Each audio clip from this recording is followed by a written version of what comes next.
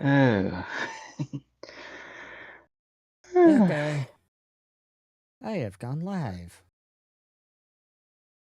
Yes, Dude, that if was I say sorry about that whole kind of conundrum. Oh, it's fine. There's a reason why I actually schedule it for 4:30 on on YouTube.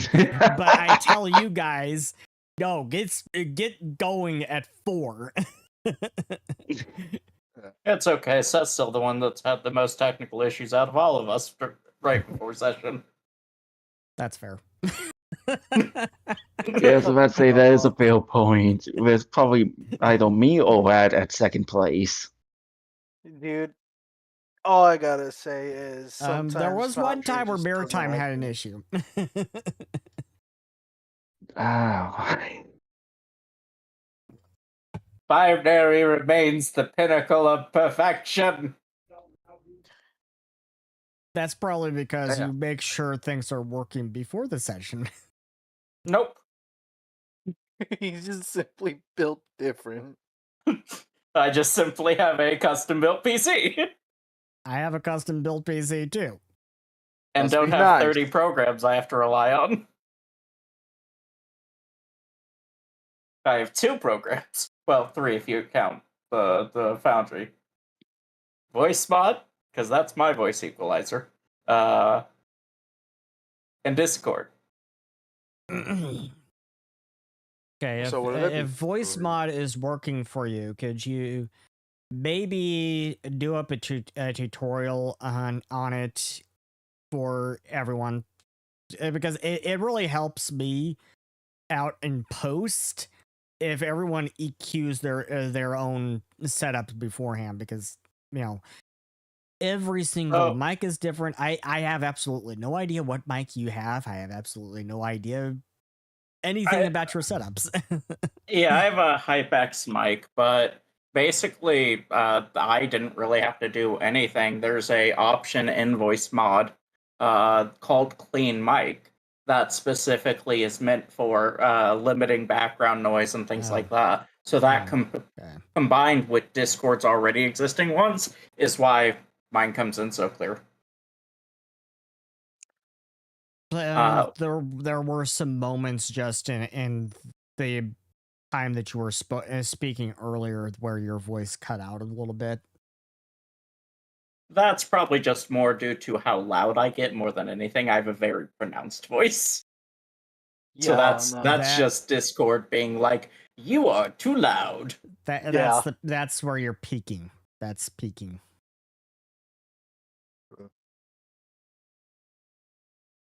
Because I can walk to my kitchen and I'll just talk in a normal voice and you guys will still hear me. I've done it before. Test it, please. Okay, let me put my leg on first. All right. Oh, I'm sorry. You should be. Yeah, Didn't know. Do remember that he's handicapped. I was joking. I didn't think you'll actually do it. All right, I'm currently grabbing a water from my kitchen. Oh my! Wow! Oh God, it actually works. And now I'm walking back, and now I'm sitting down. Wow. Okay. Pretty magnificent. By the way, I did not think you would actually like do it. I was joking. Of course, I was like, do oh, there's you wouldn't do it. There's still a bit of a harsh frequency in your voice binary that I still can't quite figure out where the frequency is. I think it's in the higher range. I think in the like 1 kilohertz range somewhere.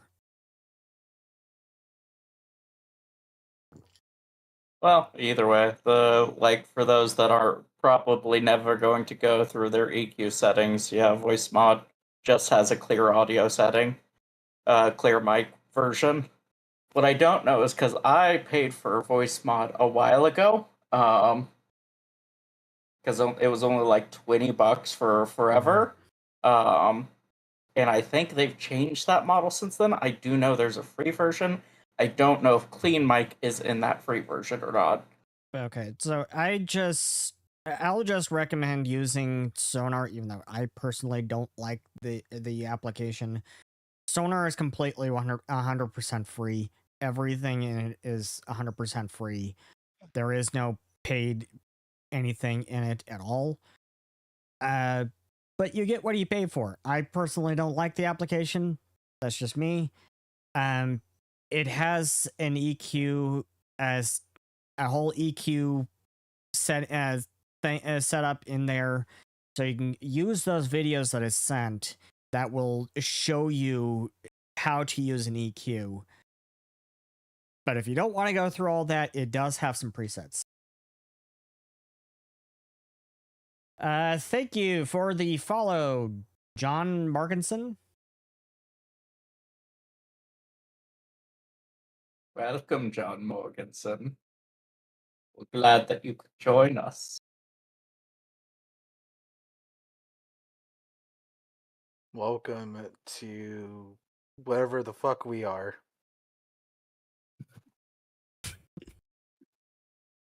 Nobody can figure out what you are. And now that you have joined us, the ritual can begin. Suddenly Zolgoth and other enemies have joined the chat.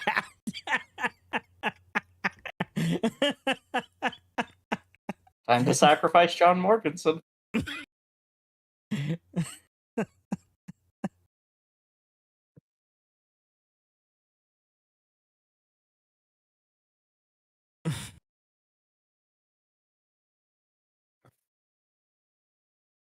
I have a cat doing strange things, but that's... you know, what else is new?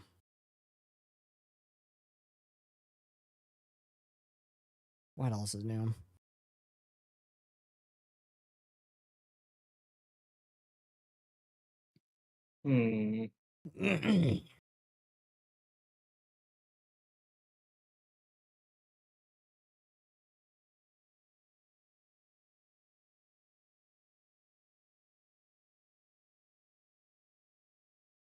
If anyone can hear any kind of like rustling or something in the background, I'm sorry, that's just my cat doing weird things.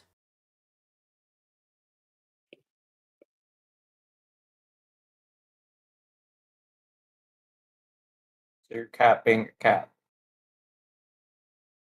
Nako being Nako. I got a dog. Uh-oh. That's Lisa's chat.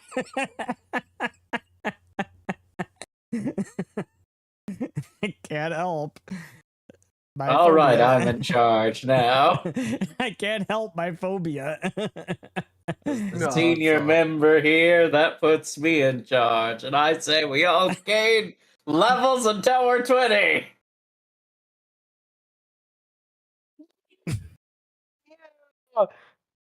You get a level, and you get a level, and you get a level, and I get a level.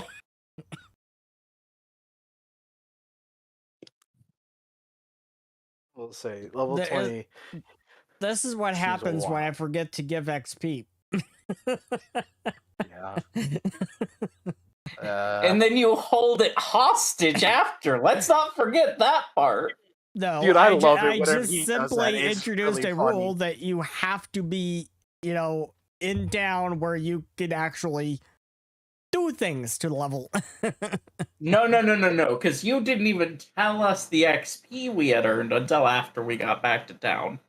There's a difference between holding the level and holding the XP itself hostage. I think it's funny.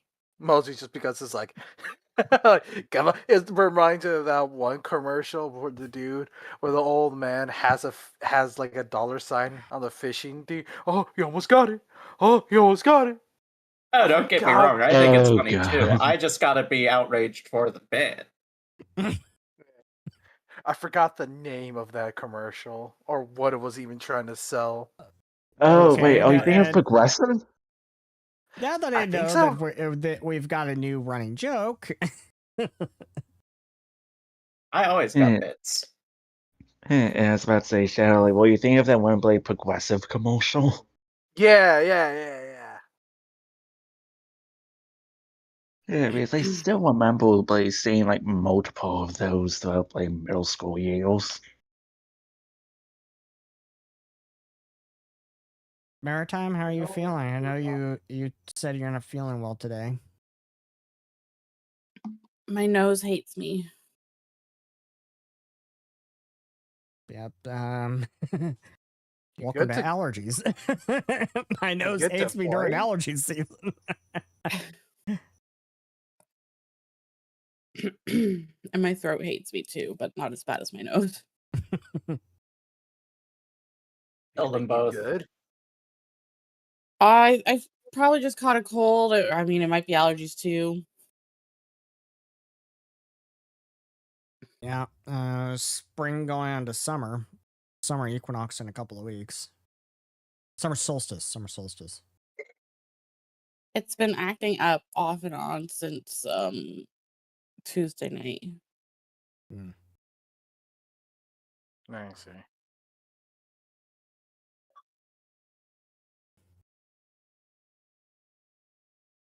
But I was like, I don't want to miss my game. I gotta show up anyway. The dedication is real. And now here you are. Yeah, here I am. Yeah, dedication is real here. I mean, Elle even missed a game because I believe that because she was sick one time.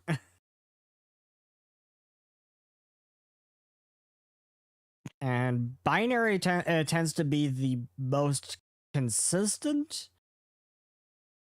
But I believe there was one time where he missed a game because or they missed a game because they were sick.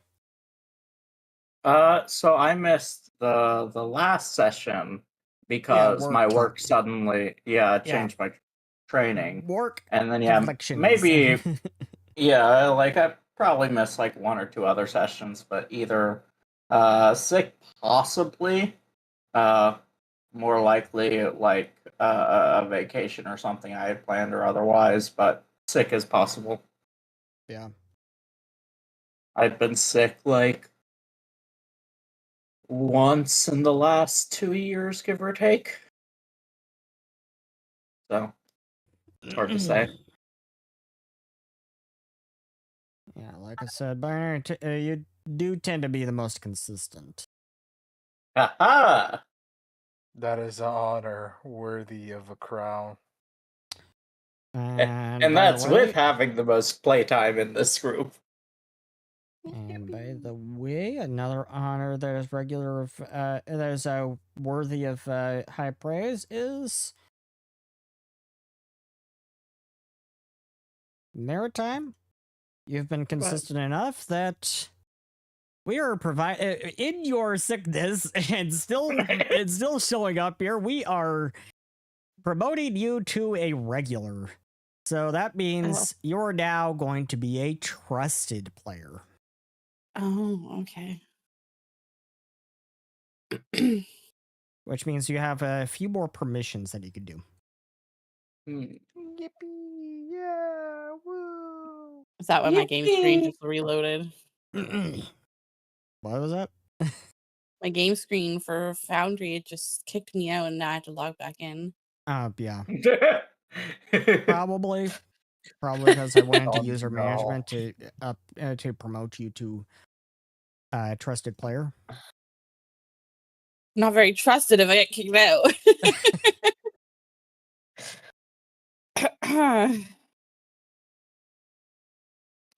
Usually I do that between sessions. That's probably a good reason why I should do that between sessions.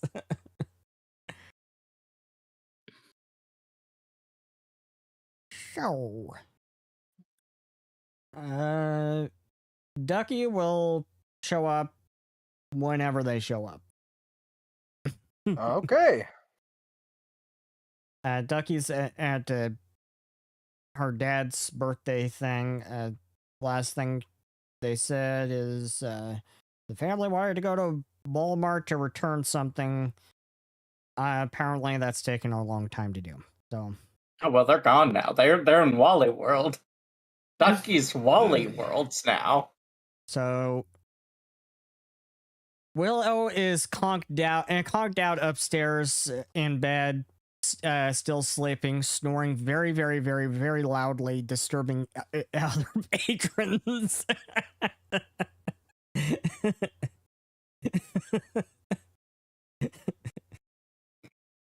Can't believe they went to the titular Willow's world.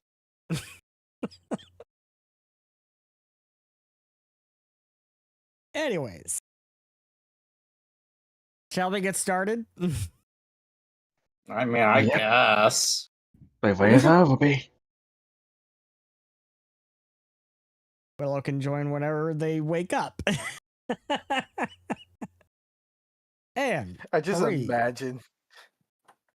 And Go ahead. 3, 2, 1, go. And aloha! Welcome back to Mystimon Saga. This is Mystimon Saga Hidden Archives, a Pathfinder 2nd Edition actual play. I am your host and game master, GM Seth, aka Seth R. Mitchell, and I am the writer and creator of this vast world. Today I am once again joined by... Greetings, I am Binary. I play Bastil, the Necromancer Automaton, and Goldramaniers Rixiphones, the Gola Guardian. Hello, I am Shadow, and I play Rat the Goblorian Rogue, and I also play Aetos, the Galvaran Runesmith.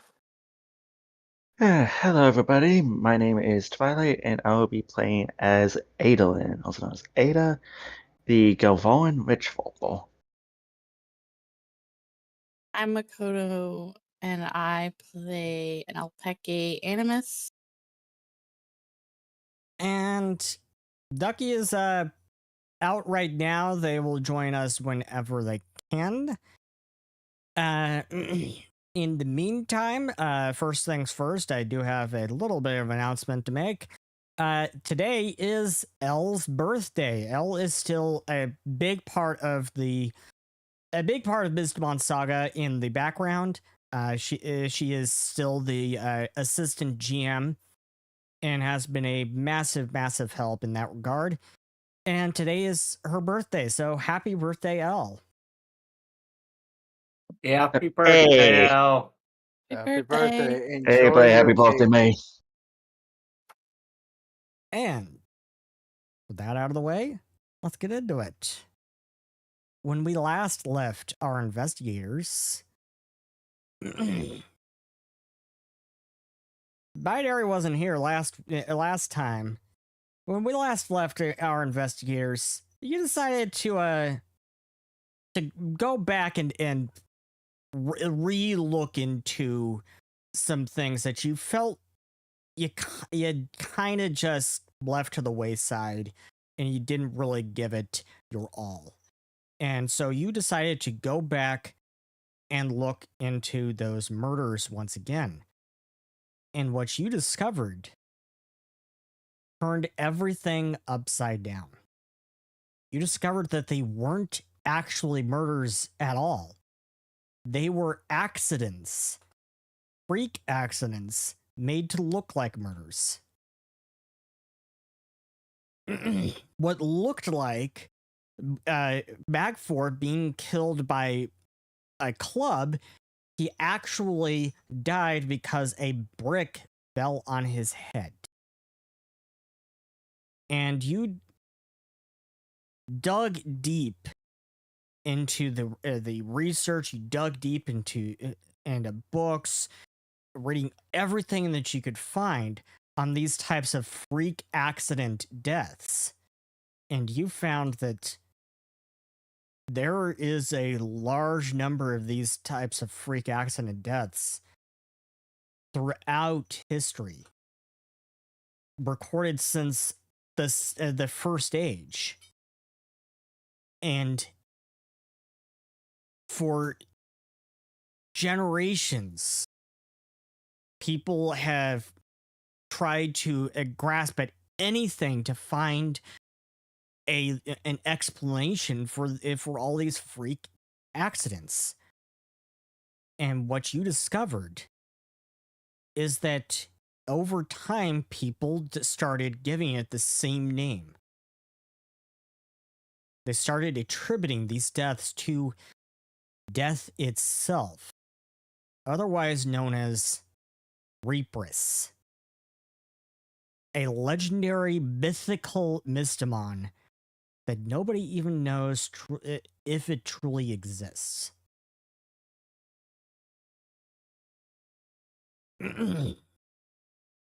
So you believe that may actually be the cause of these deaths. Reaprus has returned to take back the deaths that it so rightfully deserved. Because these two people, were supposed to have died during the cataclysm.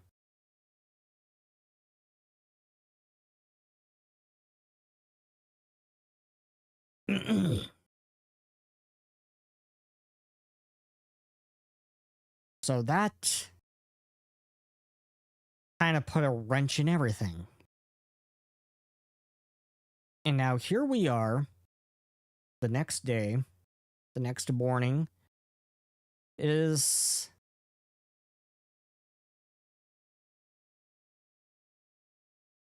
about 9:20 a.m. on the 17th of Endora, 2743. And as Larina and Soma are preparing the ritual to transport to the dream realm, to transport to the Dreamlands in order to rescue Lady Fiore, just getting things ready, Rasha Bardine comes in to the tavern, and in a really, at their usual perky attitude, they say, "Hi," and they're followed in by Aranel in her usual grumpy attitude, and they say, "Say hi, new friend." Aranel looks at you and rolls her eyes. "Hello," she says. "I am not your friend. I don't even know who you are," she says to Rasha. "I'm Rasha, you're Aranel, now we're friends," they say with a jovial smile. Sarah is snickering from a corner. Aranel looks at you as she mouths, then says, "I've apparently been volunteered into helping with a little stealth mission. Crazy person, how about you explain just what that is and we can get on with things?" Rasha laughs. "Crazy person, I like that," they say. Then they turn to you. "We are going to do a little burglary. It will be immense fun and we'll all have drinks after." Aranel rolls her eyes. "Give me drinks now," she says, clearly annoyed. "The crazy person here wants to break into some guy's campaign office. I don't know who, don't ask me, I pay no attention to politics. All a waste of time if you ask me." "No one asked you, new friend. Anywho, I wonder if you wanted to come along. We could use a little help. I have a feeling that Mr. Stormmeyer is up to no good. Gut feeling." Rasha says, "Can I punch them in the gut and save us all the misery?" Aranel says to you.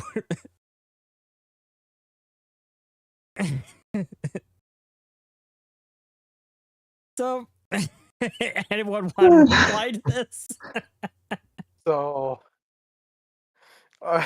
the question is, here's what I'm thinking. He's just like, "Yeah, you guys want to go on a stealth mission?" Literally, two giant hulking metal constructs, old lady, shrine maiden,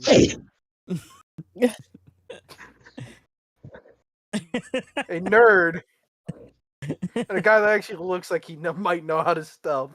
So, it's really funny. A guy who would normally look like he might be able to stealth, but is nervously looking around everywhere. Just a Yeah, paranoid right. stealth. If anyone can do Exactly. stealth here, it's Rat. Yeah, But I was about to say, even then, Like- that when it comes to stealth, is about as good as an old commando in Blade 40k. Hey man, my dice. My dice don't like me sometimes. They But don't like anyone sometimes. So Red's gonna be like, well, I mean, like, do we have time to do this stuff, or can we just? Because like we have a ritual we gotta look after, and Larina says it'll probably take some time, maybe like 24 hours, maybe 48. We really don't know. Yeah. Hmm. oh, that's convenient. Definitely sounds like more than enough time. I mean, what about everyone else? How do you feel about breaking and entering? It doesn't sound very Invasion? sneaky if we're all going. Just Yeah, a and as let's say, horde you of say people that as going. if I've really done it beforehand. Yeah, Aradel says it's probably best if we keep the numbers small. Well, seems like I might be able to help out here, considering that I might be the best one suited to the job. He looks around to his team. No offense. Tip's hat. It's fine. As about to say, just out of Kyoto, it does also kind of make sense that Ada probably wouldn't be that good at stealthing, considering just how bloody tall she is. Clumsy. And I mean, hey, she did technically break an enter in the past on accident, just because of a wanderlust. Yeah. When I is mean, hey, the that's how we break? got the treasure map. What was that, When, Bastille? when is the breaking and entering intended to take place? Tonight. Like how much time would we have to prepare? It's 9:30 right now, so 9:30 a.m. right now, so several hours. Okay. Then Bastille could also be good at stealth by then, as By then. with his with his thaumaturge dedication, he gets things that he Right. gets skills in, so he can change what those are. Right. So he could change those to being change one of those to being stealth. Okay. So, Russia says, we're going to Mr. Asshole's new campaign office. I picked over his old one outside of town after the fire, but there was nothing. Now he's got a new place further in the city. I've kept on his trail, and I've seen him meeting with someone I've heard you all talk about. It was at night. Very suspicious. Someone in a circus uniform? Did they say? Are you kidding me? No, Like, genuinely, think are so. you? Ah, I don't think I'm kidding you. man. Ain't right to say this, but he's gonna think to himself. Ain't right to think this, but maybe leaving him behind the fire would have been a good idea.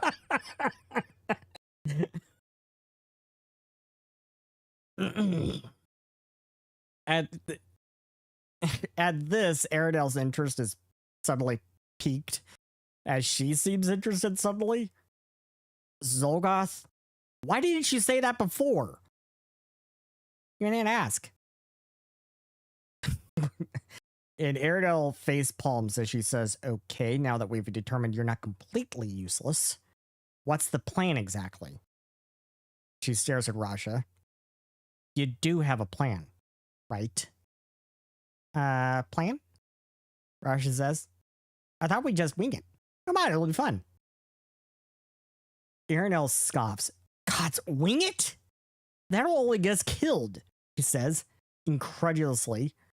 As an assassin, how the DM Undergrave do you think I did my job, huh? I made plans. That's how you stay alive and not get caught, you dolt.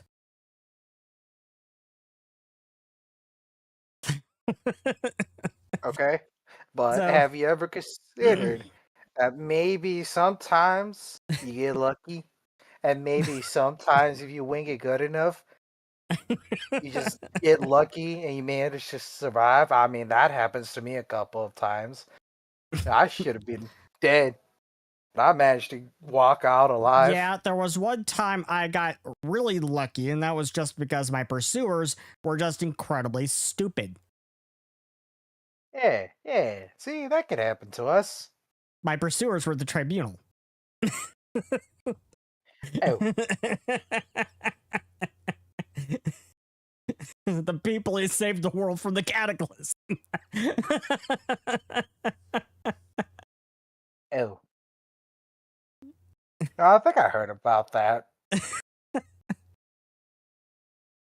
So, for this, Aridel recommends that at most about 2 or 3 of you go with them.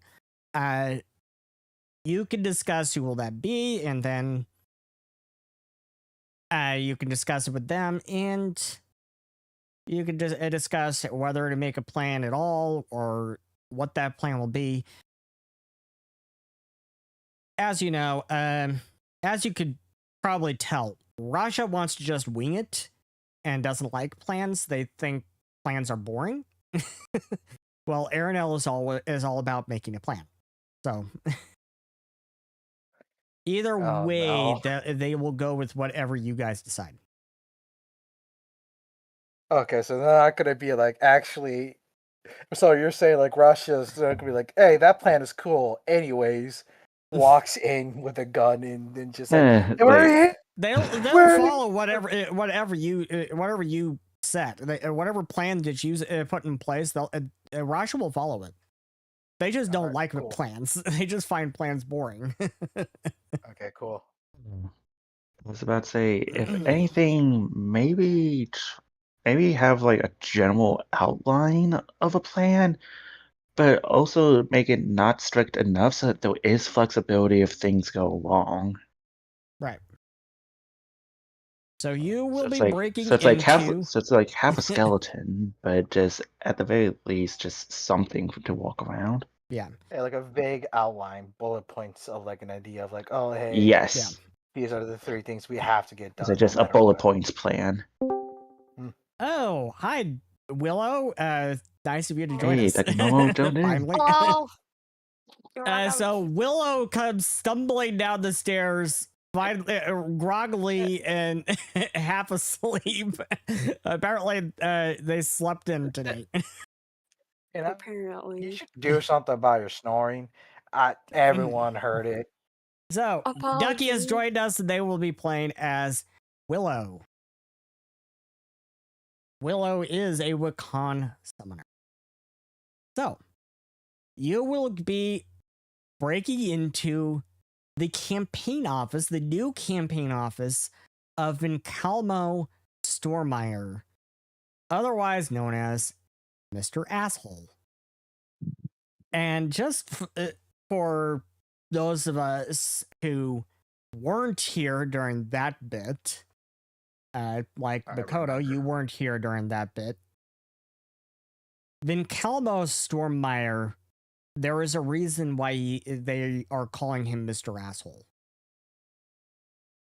He is a council candidate running against Lady Sarah Fiore in the council elections. And he has a grudge against Goblerns in particular. He seems to be racist in general, but he seems to have a very particular grudge against Goblerns. He believes Goblerns are pests and should be all exterminated. Yeah. Funny thing is, And my he spread character some. Rat. Oh, sorry. He spread Sorry, go some really nasty conspiracy theories about Goblerns. We'll just leave it at that. Go ahead, Rat.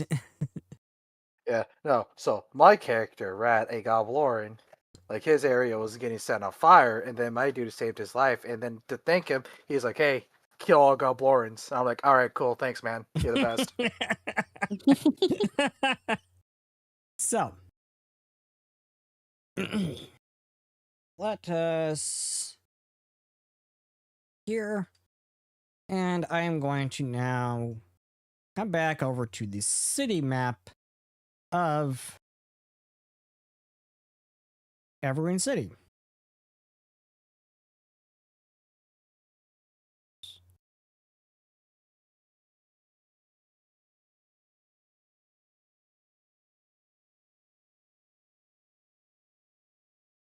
Ew. I Hello? have to go to this one. Okay, so there we go. You should now be able to see on the map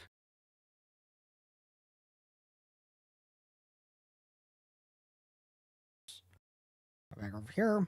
You should now be able to see on the map over here is Stormmeyer's new campaign office.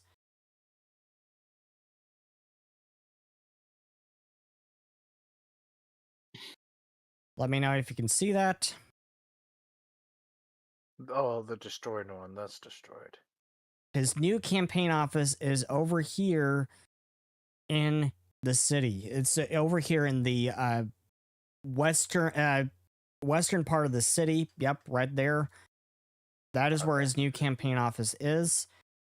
And We see it, but we don't see like a label on it if there's supposed to be one. That's what I was just gonna say. There's no logo like it's showing on Twitch. It's hence why everyone wasn't sure where they were looking. I thought I'd update map note. There. Can you see it now? Nope.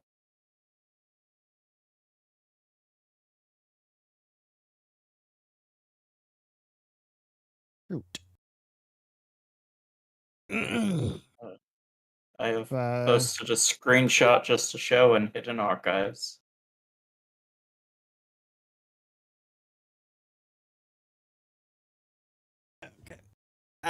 For some reason the icon isn't showing still. Yep. Yeah, I mean, or the words, assuming you have it labeled as well. Is it okay if I draw like a little X for right now? Go ahead. Go ahead. I'm not sure why that's happening. There. No, I was trying to hide it for the time being. But apparently it hid forever. Stupid thing. Hey, X It's marks the this spot, it's guys. this building right here. It's already been destroyed. That's not really where it is. It's like Yeah. Here, then let me clear out my X then. it's like literally this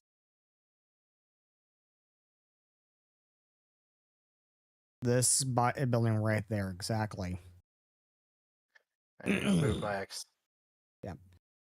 It's that building right there. I'm not sure why it's not showing it. Being stupid as usual. Anyways. So.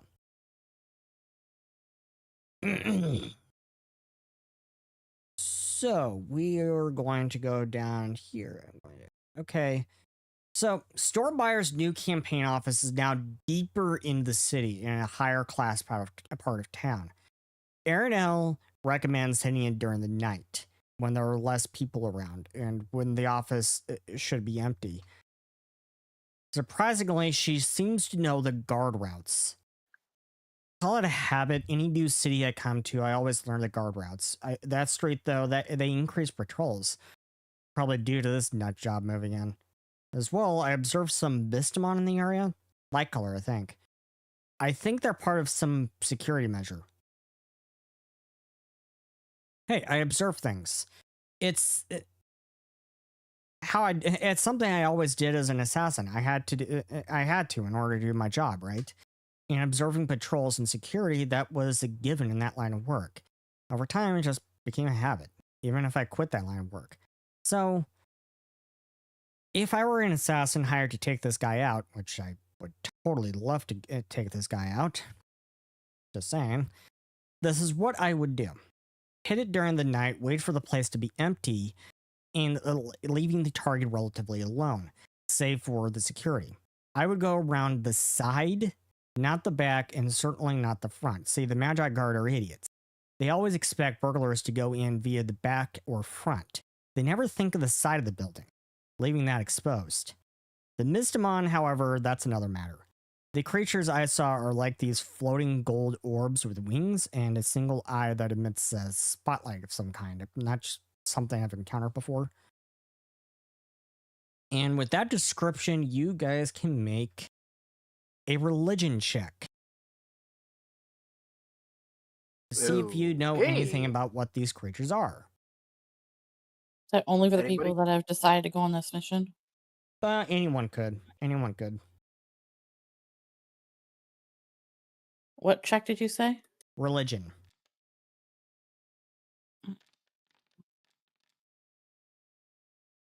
Yo. Okay, we have Oh, wrong thing. 28 for my May, 31 from Bastille. Where is it? Not action. We have a 1 on the die from Coldra. Coldra, Coldra, you absolutely firmly believe they're Devilera. You firmly believe they're Devilera, and you keep saying, watch out for those things. They'll make you see what you fear the most. Rat 32, Makoto 34, Willow 21. Willow is starting to believe very heavily in what Coldra is saying.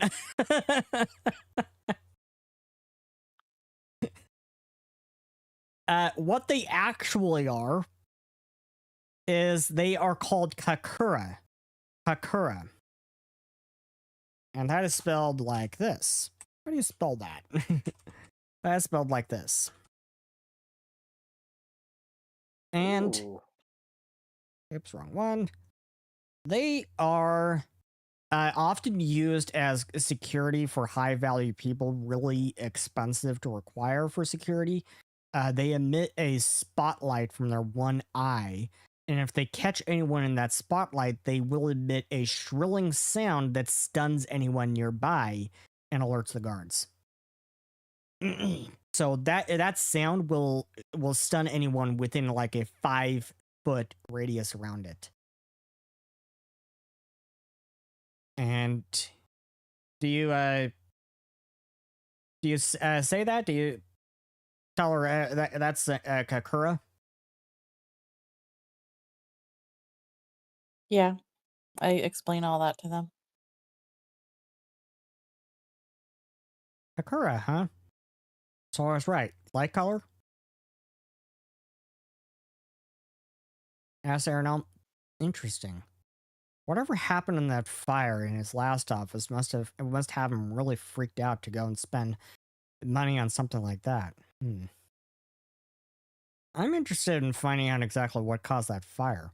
Might go have a look-see over the burnt ruins.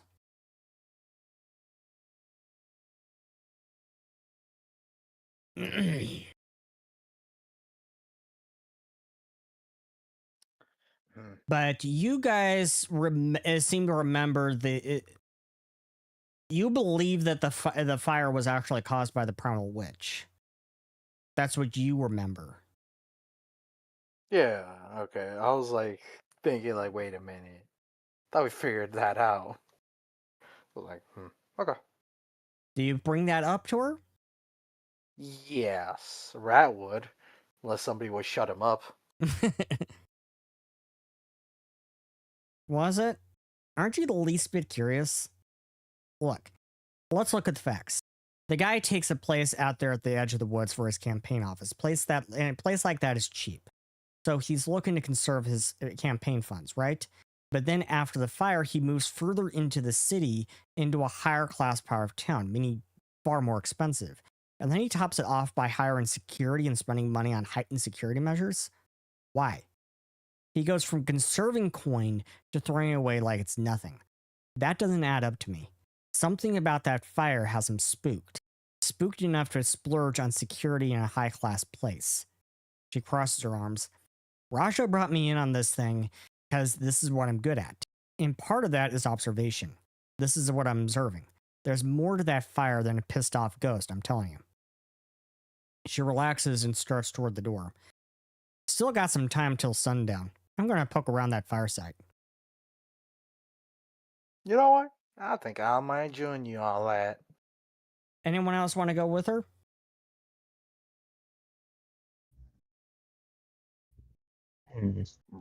So really, I myself am partially debating on this. I mean, Ida was there, remember? Yeah. I. Hmm. I'll Screw go. it, Shaw. I know. Is Willow there? Yeah, Willow's there at the edge of the stairs. You can go if you want. Dakota can Okay. go if she wants. Isn't this the where we're not supposed to have a lot of people join? Nope. No, it's This just is actually. investigating.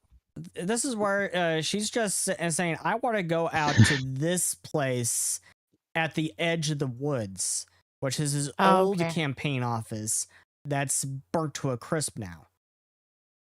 Wait, Okay, well, I can go to that. Willow's. Wait, we're breaking in, right? No. This place is okay. this is the old one. This is burnt to a crisp. Oh, okay. I was gonna say Willow's kind of too big to be breaking in anywhere. Yeah. So this is his old campaign office. His new campaign office, yes, you'll be breaking and entering. So, He considers, and Willow thinks, I think I'll just stay back here and help with anything. okay. Bastille, Cauldron? I mean, so Bastille is needing time to prepare. Right. So I'm not sure how long this would take for him to still have time to do that. Right. Caldra's free too, though, if nothing else. Okay. So everyone but Bastille is going. Is that right? and Willow. Everyone but Bastille and Willow. Yeah. Okay. So. By the way, before we leave, Rat's just gonna run up to Makoto and then tug at her like sleeves, like, hey, Yes. you got that? You got that magic spell to help me calm down? It's Yes, been a we day. can have another session with the magic spell before we go. Thank you. You're the best, Makoto. Yeah. So, you head on out to Stormire's old campaign office. And as you step closer to the ruins, the charred remains standing as an omen in the afternoon light. The rain drizzling down upon it. A charcoal smell wafts in the air. Approaching it, it's like there's barely anything of the building left. Arinel says, "You guys said he was still inside when the fire happened?" As she approaches next to the remains of the front door.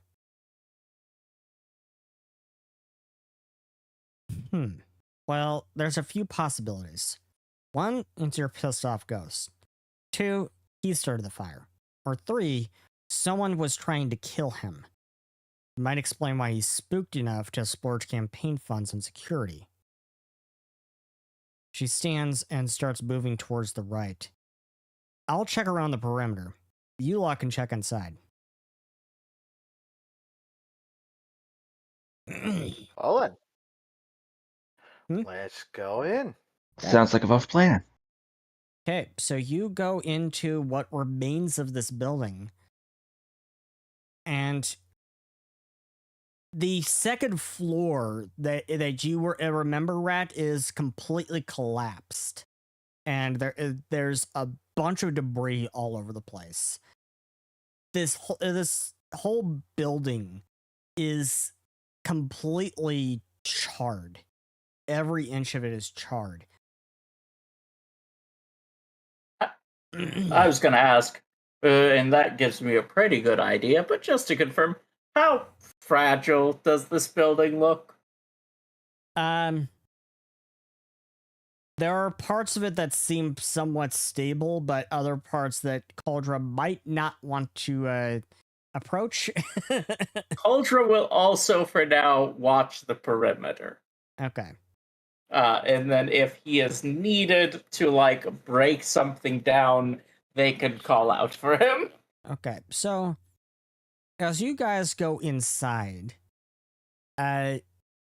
make a perception check. Everyone going inside can make a perception check. Searching the debris. Okay, let's do this. No need to check, guys.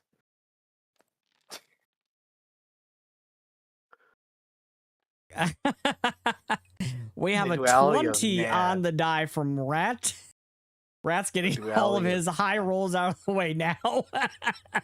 That's the therapy session we had before we got in there. 25 from Ada, 23 from Aime, 31 from Makoto. As you're looking around, Rat, you notice right away there is a hole in what remains of one of the side windows. And as you look closer at this round hole, you can make out scorch marks around the edge.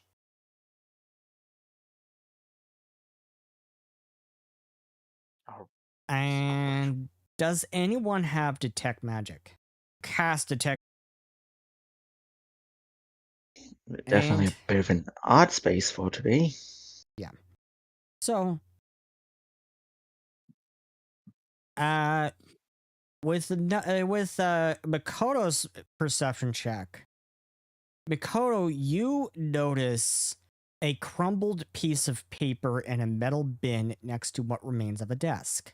You unfurl this paper, you find what looks like the page out of a ledger. And could you make me another perception check?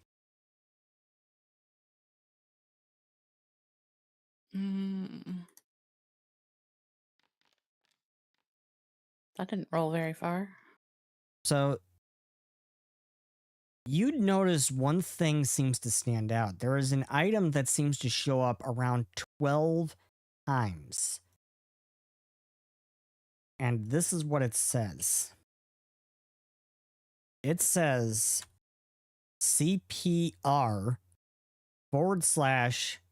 /OVC. And to the right, on the right side of the page, it says 1,000 gold. And it says that every single one of those 12 times.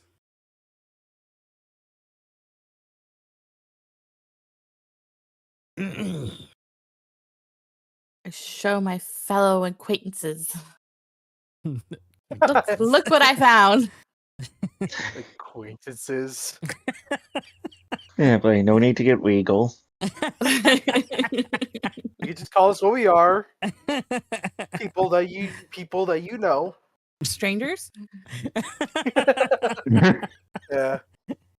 And we're having a problem with the internet, it seems. Do a speed test. But so I guess if Makoto shows it to everyone, Rat's gonna be like, well, CPR, isn't that what they do when they kiss you? It's to breathe air into you? Is that what that is? Oh, God. What? You know, when I'm I not- read that, that completely escaped my mind. I'm like, I didn't catch that when I wrote that. I figured I was just making a little joke. Yeah, the internet seems fine. Oh, suddenly it goes back to normal. Okay. And so, Let's see. Ada, you take about 10 minutes because you're just tripping over things a lot. But finally, you seem to trip over the right thing.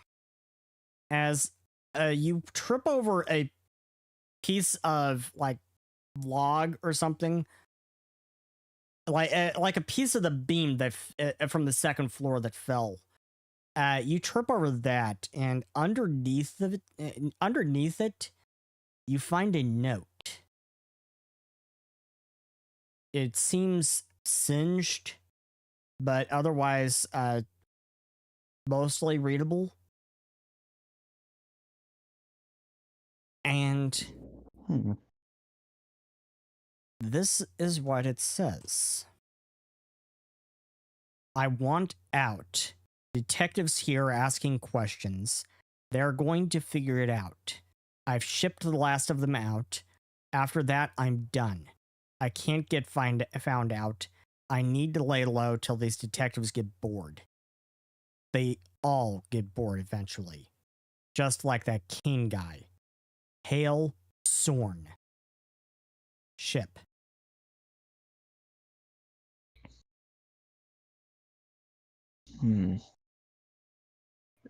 Okay, then Ada would more or less kind of mumble through reading it the first time before kind of like repeating what it says just a little bit louder so that the others could potentially hear what the note says. Before eventually going, looks like we like found something else out about this. Who's Sorn? Do a religion check. Everyone or just Anyone. Yippee. Makoto is the best at this. I believe You you. know, You I'm getting all my bastard. bad rolls out. Maybe that's a good thing. 37 from Makoto. 24 from Rat. Your dice hit my dice. And 37 from I May. So, Sorn is also known as the Lord of Nightmares. And it's both actually a Mystimon, a legendary Mystimon, and in the Quartica Islands, he is worshipped as a deity.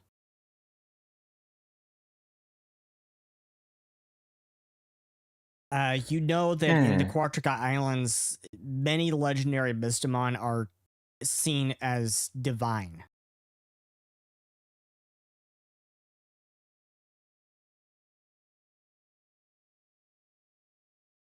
Well then.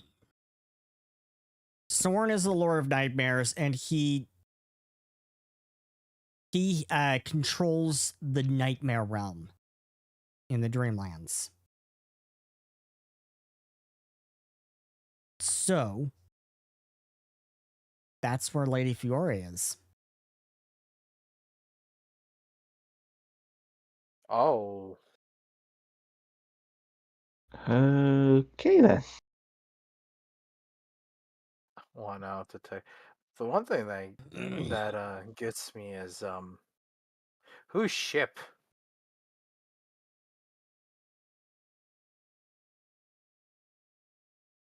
Like, that's a funny name.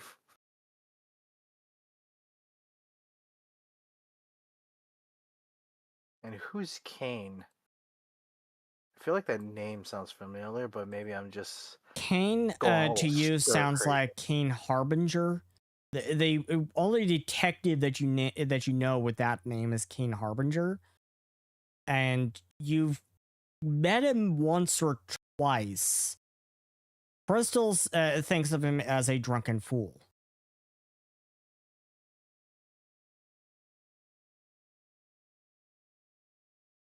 Okay. Neat. Kane Harbinger. Okay. So, Huh. ship, the name actually does sound familiar to you.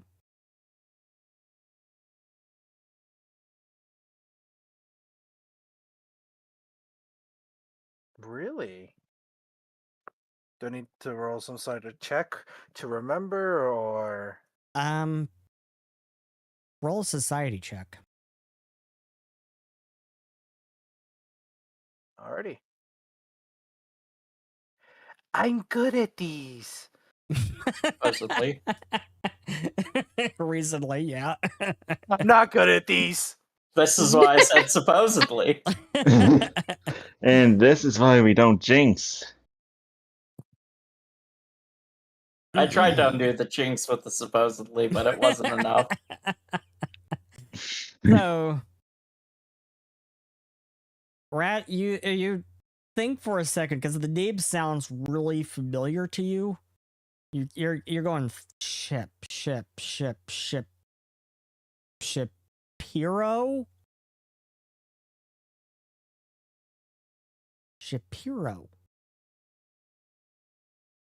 And you are now thinking for a moment, where do I remember that name? And suddenly it dawns on you after about a minute or two. You don't hurt your brain. Don't hurt yourself. After about a minute or two, you suddenly remember there is a Shapiro working at the Oakenvale Cafe. I knew that was familiar. Because we made fun of his name. Yeah. Yes, you did. I remembered that bit specifically. That's why I remembered the name Ship. I was like, what does that sound for? Oh my, I can't believe that a bit helped me remember. Cinema. I mean, hey, that wouldn't be the first time that a bit got us progress. Remember the treasure map? Yeah. And Makoto, do you show everyone the ledger page? Yeah, I think I said that when you first explained it, that I was going to show everybody. Like, look. Yeah, that's when I made that joke of like, oh hey, isn't CPR where they kiss to give air? Yeah. But there could be a whole other meaning that could be hiding there. Could be abbreviation for something else. OVC. Oakenvale Cafe. Oh, stinks, Yomi a soda. I'm just joking. Thank you for that. Dude. And This is CPR. awesome. CPR. Cinder Peak Red. Cinder Peak Red? Monk's Red Cinder Peak, which was the tea at the Oakenvale Cafe that was being replaced with Olympian Poison Oak Nightshade. So we went to the right people, just under the wrong context. Are you It's kidding all me? connected. We went to the right people under the wrong context. No wonder why we had no idea. Oh my god. That's sick. Boom. That's really cool. God, it's like, this just all feels like a moment, a big recognition of Chekhov's gun, and I love it. Yeah. Just no detail goes to waste. Yeah. And Brett thinks about it. Oh, sorry. Go ahead. Ariel calls out, "Hey guys!" And as you all follow her voice, you find her to the around to the back of the ruins. And as you do, she points to the wall that she's looking at. There, you can make out a symbol that is like burned into the wood in the shape of a dragon biting its own tail. I don't think a pissed off ghost did that. Is this a symbol of Sorn? No. The symbol of Sorn, Makoto, you would know, is actually a skull with horns. Oh, because I live on the islands. Yes. Because you already rolled a religion check to recall that knowledge. And I'm a religion priestess person. Yep. So, you could make a society check to see if you can recall knowledge about this symbol. Okay. Anybody? I'm not there. My Like just a, society's not very I thought high. Cauldra would go oh, around. Again, Calder's in the perimeter. He's just walking around. Yeah, 'Cause- yeah. She called out to you from the back side of the ruins. Oh, she did. I Yeah. didn't hear that at all. Yeah. I mean, if there's a way for him to safely get up without collapsing the building. Yep. You just Okay. go around or go around the building to the back. You're just that big you can see inside. Yeah. Yes. What is it you need? And she shows you this symbol on the wall that is burnt into the wood in the shape of a dragon biting its own tail. And Okay. Rat, with that 20 on the die with a 43 on his society check, you believe. No, you know. You know. This is like a sudden shock of recognition. And Ada, this might be a little bit of a shock of recognition to you as well.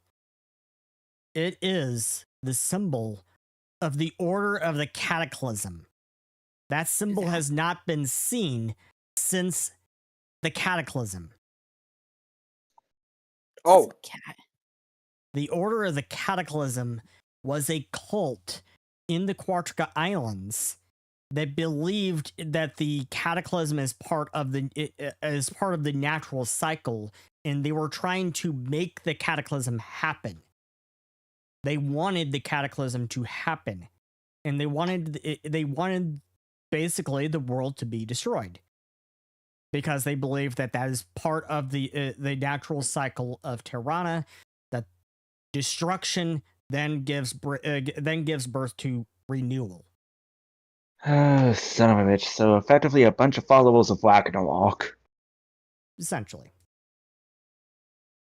yeah, Rad will explain all that. And it's just like, wait a minute. I They thought have- this cult was like, oh Yeah, god. you're like, this cult was shut down by the Magi Guard after the Cataclysm. They shouldn't be here.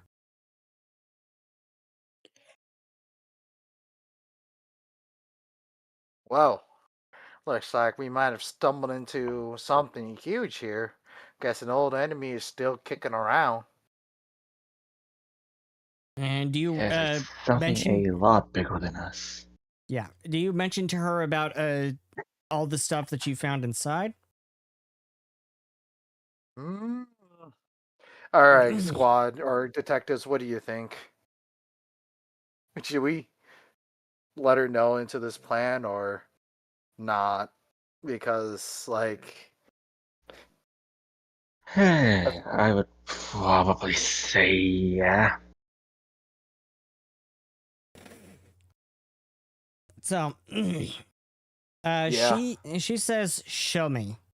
As you tell her everything that you found, you show her the window that you had found with that hole in the glass, and she looks at it really closely and runs her finger lightly across the edge of the glass, wiping a bit of the soot off, and she lifts it up to her nose and sniffs. Yeah, I know that's Missy, all right. This was element magic.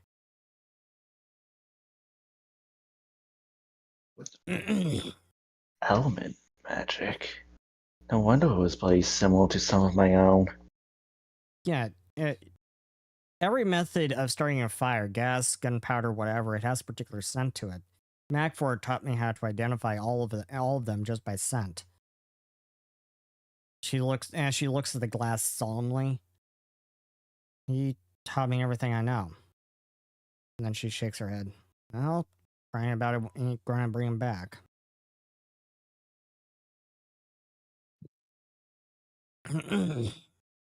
Admittedly, I myself prefer campfire when it comes to my own, but to each our own. Yeah. But that's not the point at the moment. Yeah. I've seen the symbol before in the Corsica Islands, targeted a few years ago.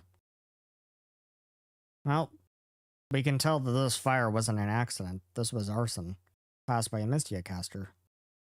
Someone wanted this guy dead. Very dead. And from what I've heard of him, I'm going to guess the list is rather long. This would explain the And heightened not security.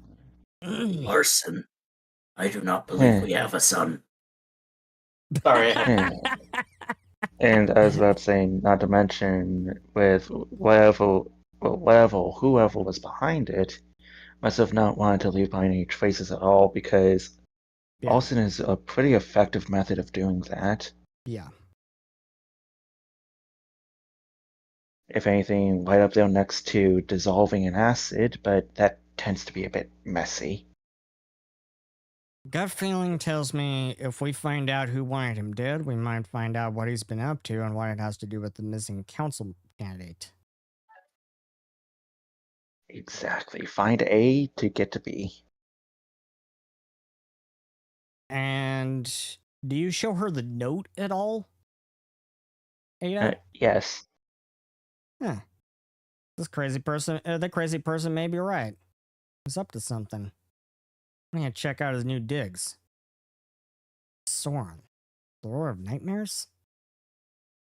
Crazy how some people seem to worship Mystimon. Then again, I've seen crazier. Yeah, so have I. But that's a different story. And Before we leave, I have a question. Is the upstairs to where the other building, is that completely collapsed in? Is it possible, the like- second floor is completely collapsed. Ah. I was So hoping to you find were his actually old walking office. on the debris from the second floor. Oh, okay. I was hoping to. Oh, okay. So is there like a burned desk of his, or like a shattered desk? Yeah. Yeah, I'm gonna kick it. So you go inside, you go find what's left of his shattered desk and kick it. And suddenly a secret compartment opens. No such luck. Nah. You know, right? She's gonna be like, that's for not appreciating me saving your life, jerk. Kicks it again. And meanwhile, grassy plains and hills spread out all around for as far as the eye can see in the afternoon sun. The trills of birds and the roars of Mystimon echo through the cool, breezy air. There in the middle of the grassy plains, a solitary pink flower blows softly in the breeze, just before being crushed beneath the boot of a massive skeletal creature rising 7 feet tall as it roars.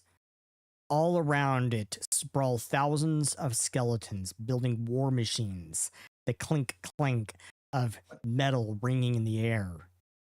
If I have that elf, says a raspy voice as Graven looks out over his army, then I will take what I want by force. Prepare for war. It's time to finish what that fool could ever do. This time I will find it. After thousands of years, I will find that which has eluded me for too long. It wasn't Antarctica, but that is because it was taken by those gambled Templars, stolen from beneath my feet.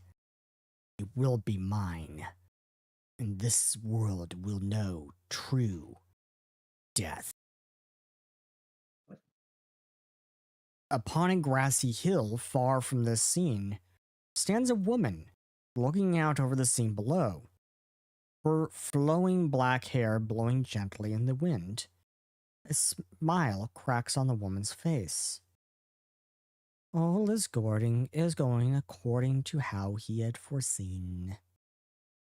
That woman really is a fool, playing with liches as though they're playthings. The woman says in an almost sing-song voice, "One must learn to put their toys away." "But you wouldn't know anything about that, would you now?" says a voice from behind her. The wind gusting from the east, she turns around to see a familiar face walk out from behind the trees, her eyes as brown as the bark of the trunk, with a sneering smile. Avalice. Avalice scowls as her eyes narrow. "I know far more than you think. Irene, is it? You've been chasing me a long time, haven't you?" she says as the two circle each other. "I wonder why that is. Could it be because I know the truth?" "That's it, isn't it? You want to know what I know about your precious prophecy, don't you?" Irene sneers. "I know enough. I know now the Traveler can never be a scion. Everyone back then was wrong. I know the Traveler could never possibly be my son, but you still threatened him. I always wondered why. What is it about my son that threatens you? That threatened Evelon? Why is he a threat to your people?" She says as she stops. "But it was never about my son, was it?"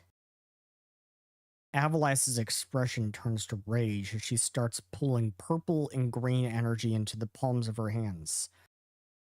"You know too much," she says as she starts to approach Carii, "and I cannot let that stand." Carii concentrates on defense as a shimmering veil of energy forms around her just as Avalice's spell strikes her. Then she looks inward as she takes the energy from Avalice's spell and reflects it back at her.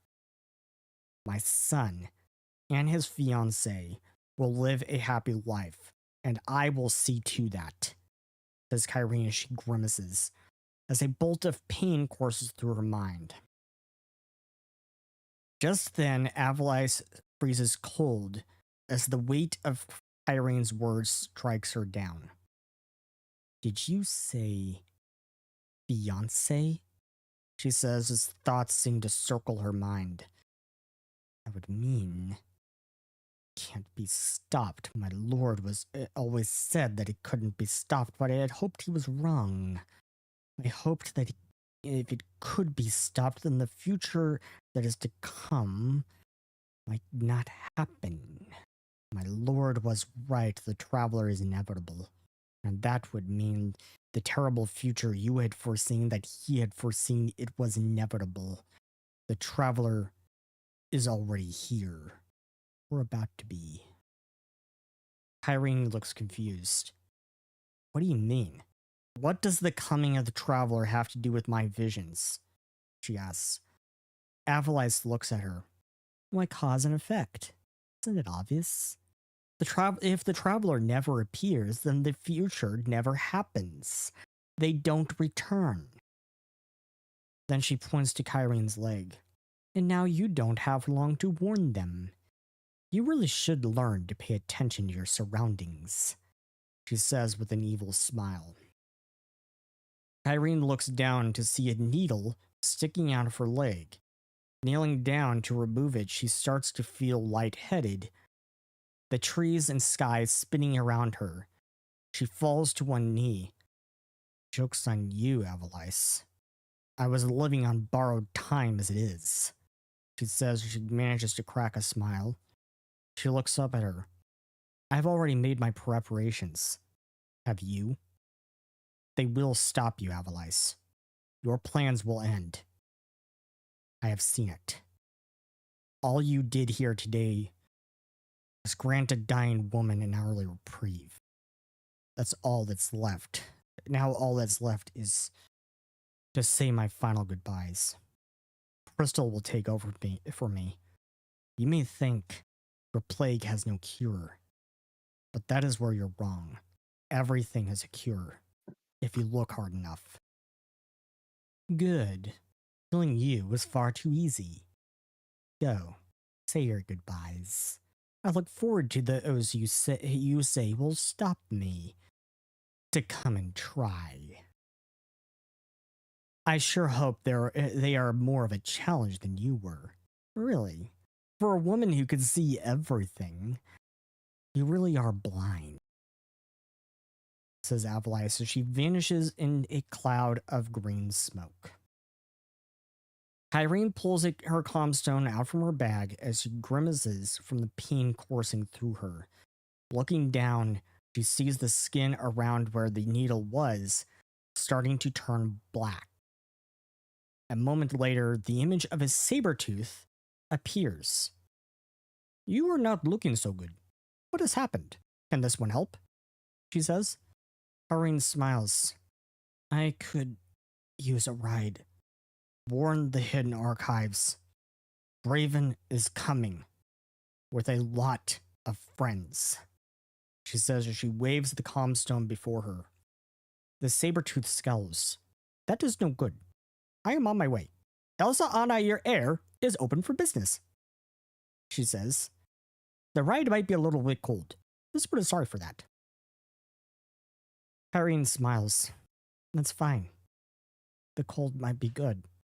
It might slow it. Buy some time, she says as the world turns dark all around her and she falls to the ground. Irene? Irene? Says Elsa, concerned. I am on my way. Hold on. And now, back to you guys.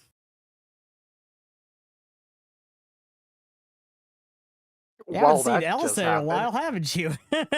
Yeah. Yeah.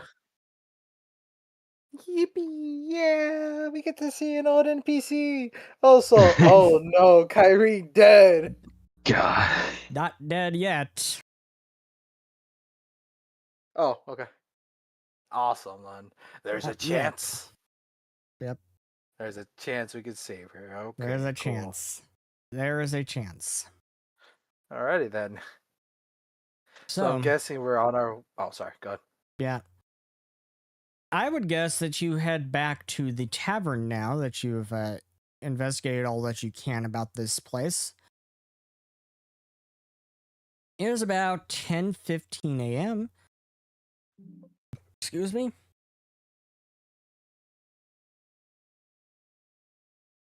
And good.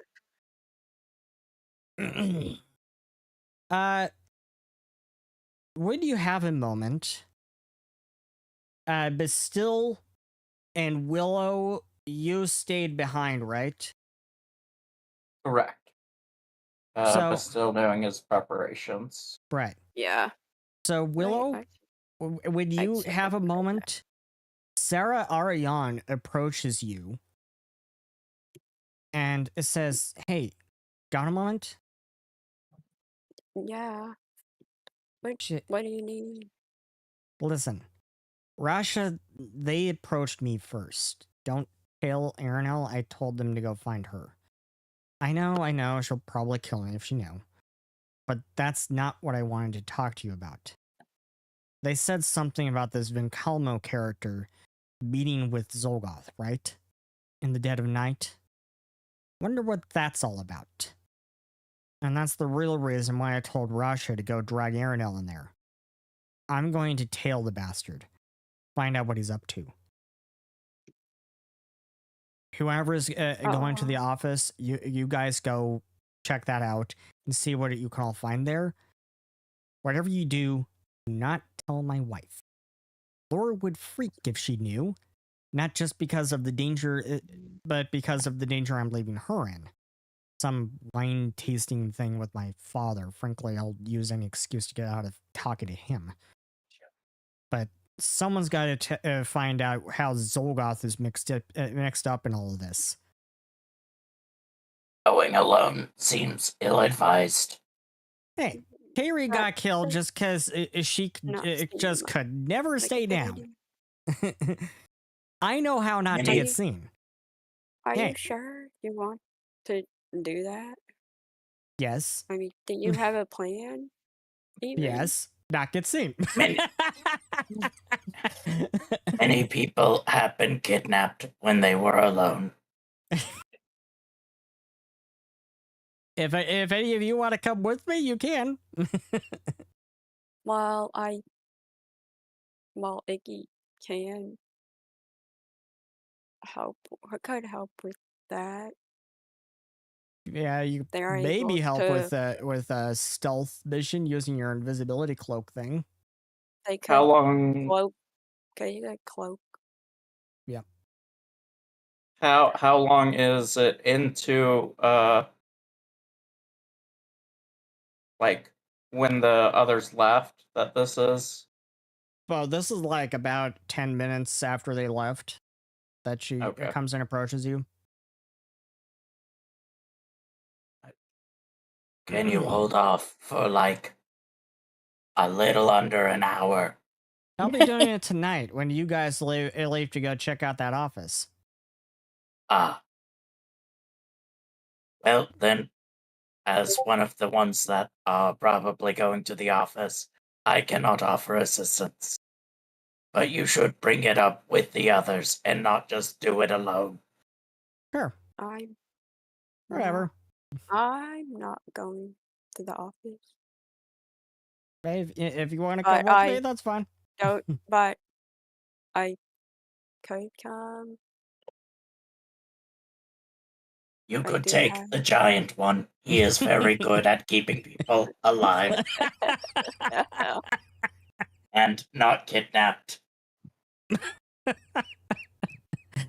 My Mystimon partner would be able to help with you get undetected. It doesn't last Yep. that Yeah. long, but Sounds fun. I always guess. wanted to be invisible. Wonder what trouble we can get into. oh, Hey, you want to go screw around in the kitchen? yeah, well, And you see Floor shooting Yeah, a look at her.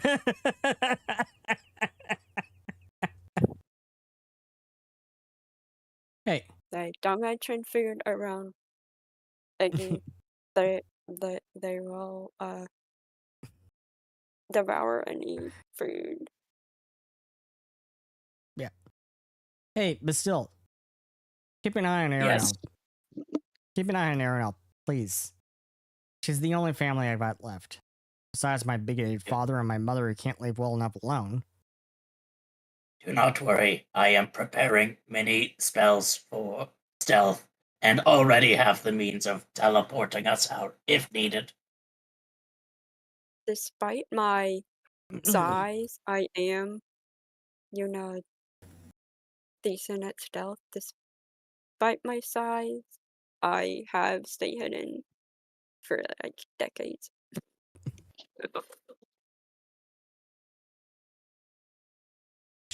I will be able to make people invisible, or make a wall that makes people invisible, or make a version of myself while I go invisible.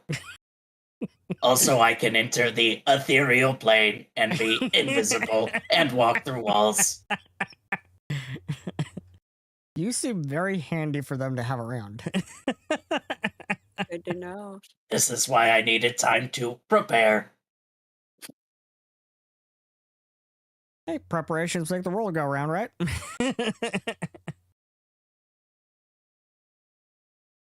I don't know. Thor claims my father's not like how I described him, but that he's changed somehow. My mom claims he's changed, but I just don't believe it. I can't believe he's even capable of change. She says she looks over at Ira. who's at a table talking with Koi and her mother, Luna. I know Luna there treated Ira much the same way, but she's changed. Now look at them. Before, Ira could barely stand to look at her. Now it seems she's found a way to forgive. I don't know.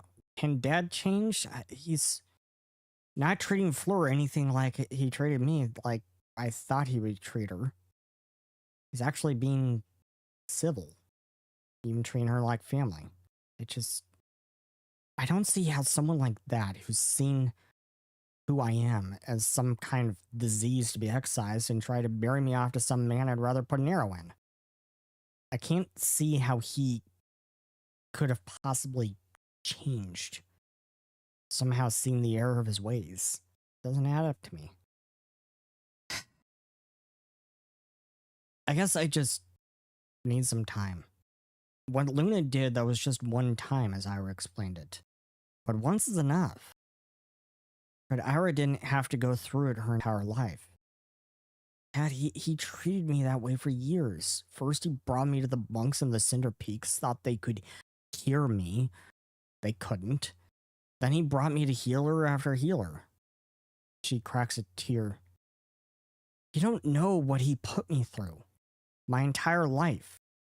Ever since he first noticed my problem.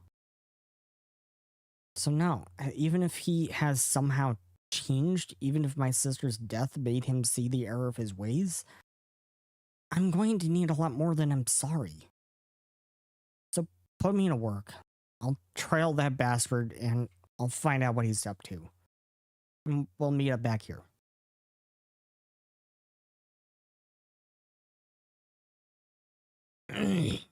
And anyone staying behind is anyone staying behind at the tavern when everyone goes out to break into Stormire's campaign office or trail Stormire? I am. I figured I could stay behind and help with ritual or something.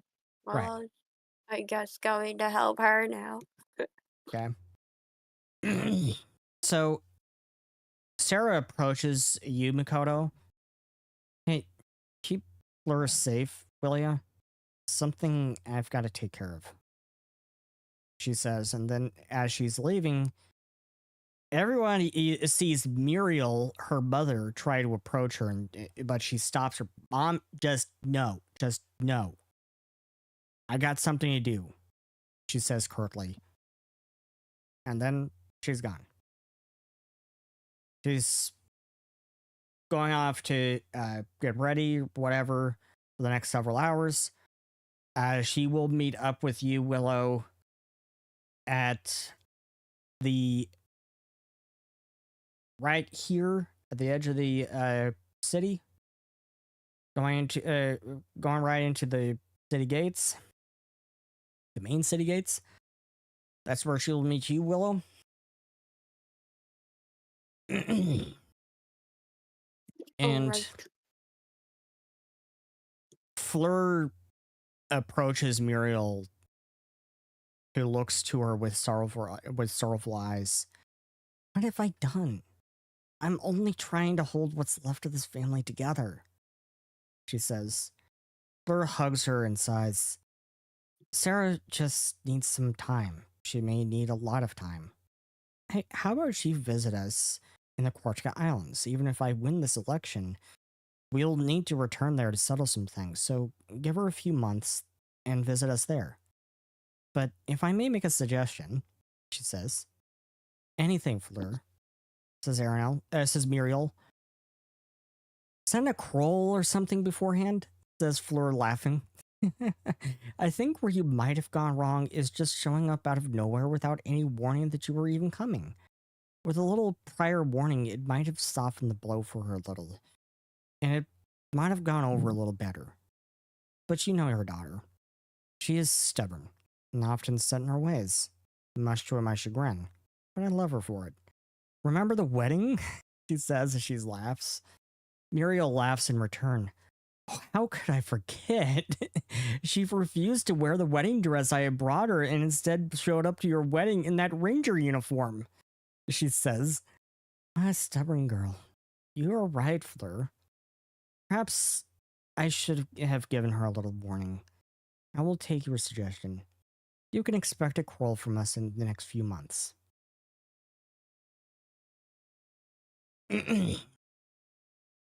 And just as you guys come in, as Arinel comes in after you, she comes in like last, right behind you. Muriel approaches her and Arinel waves her hands. Don't you dare look at me. I want no part of your little family squabble. The whole reason I left. She says, so she turns back towards the door. The Arion family have the crown for the family dysfunction. I'm better off alone.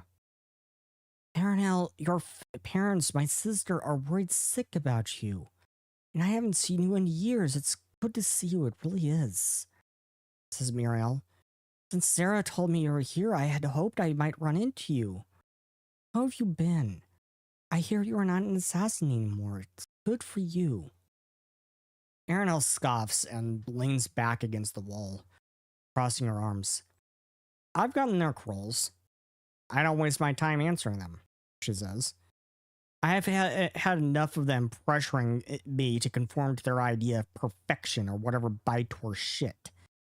I'm never going to measure up in their eyes, or your eyes, or that prick upstairs, so leave me alone. Burial looks surprised. Since when have I put any pressure on you? She says. Fleur gives Arinel a sharp look. Arinel, enough of this. You have an ally in me as well as Sarah now. Don't get worked up. Speak your mind, but be respectful. Arinel sighs. It's not just you, it's the whole dysfunctional family. We're supposed to marry who you approve of. We're supposed to conform to these Bytor shit customs and traditions. And on top of all of that, you all expect everyone to be great at everything. Well, you want to know a big secret? The big secret Carii tried to keep for you? She says as she approaches Muriel. I cannot use White Missia at all. Not only do I not have the aptitude for it, I am completely unable to use it even a little. Muriel's taken back in surprise. I'm sorry. You're right. And I have long felt that the men in this family have put far too much pressure on you girls. And perhaps I and my sister have perpetuated that. I'm sorry, Arinel. She says, it's okay that you can't use White Mistia. I love you all the same. Really, I do. And I will speak with your parents. I will sort it out with them. You're right, Arinel. All Wood-Gelvaran families, in fact, I think place far too much emphasis on customs and traditions. We're all stuck in our ways, and in doing so, we're stuck in the past. It's time for a change. Arinel looks at her for a very long time, looking her in the eyes, reading her facial expressions. And then she turns away and starts off towards the stairs. Just before the stairs, she turns back. Perhaps there's hope for us after all. Good to see you too, Muriel. Come on, crazy person. And Fleur and Muriel look on as Arinel goes upstairs. Fleur turns to her. That went way better than I expected.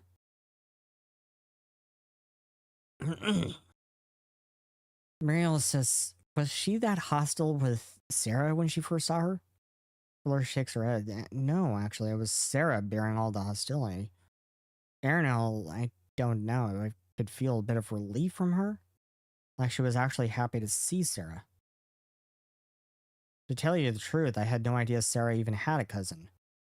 She never breathed a word of it to me. And so, there's more of that. There's a lot more of the family dysfunction, as Arinel puts it. And what are you all doing for the next several hours? I know what I'm going to do. What's that? Maritime. He wants a little Time for therapy. It's time You for got that therapy spell? with Makoto. You got that spell? God. Okay. I just like to imagine it's like that the little the autism creature, like on all four legs, just badly edited, just walks up to Makoto, tugs sleeves. Like I was about to say, like just so badly edited that you could see kind of like the place selection box around it. Yeah. Yeah. It's just all shaky and stuff, just to like Yeah. indicate movement Yeah. of just. Therapy time with Makoto. I know what May is going to do. Flora is the one that got captured for knowing how to read runes, right? Or am I Yeah, mistaking Fleur her? was, and then now I may is wanted by Graven. Yeah. So upon because like we haven't had a chance to talk to Flora because like she was like I need time to like go chill out, but now it's the perfect time. And he's gonna walk up to Flora and be like, "So I hear that you are experienced in the study of runes as well," and that's what he's gonna get into. I'll let other people say what they want I to do. don't think she is. I think she just chose them on race, but I could be wrong.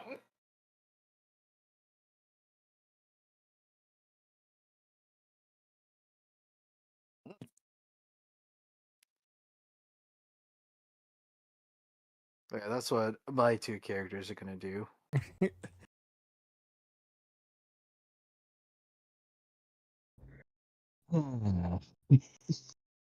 So what is the therapy in question? I feel like I might have. This might be from last session that I missed. Oh, it's not a therapy. Makoto just has a spell to get rid of fear.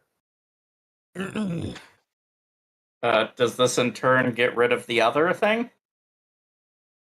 Yeah, it gets rid of the debuffs. I just for the unnerved. Does it get rid of that? Yeah, remember, unnerved gets rid of fear. Unnerved is what replacing feared. Yeah, unnerve is replacing frightened.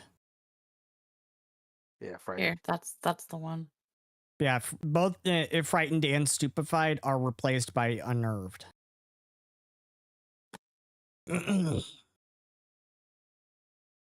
So,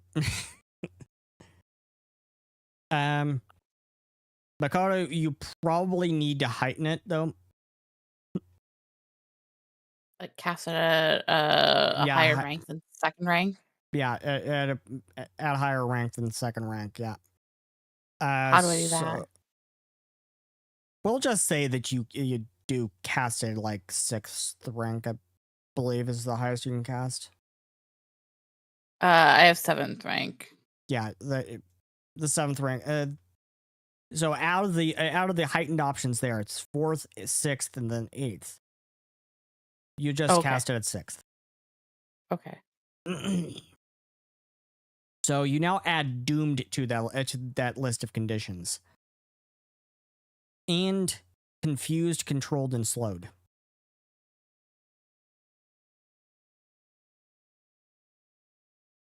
Which should be helpful. But the main reason why you want to heighten it for this is because the level that you counteract depends on the level of your spell. So you don't want to cast it at second rank because it might not actually affect unnerved at that rank. You want to cast it at the highest rank that you can. Okay.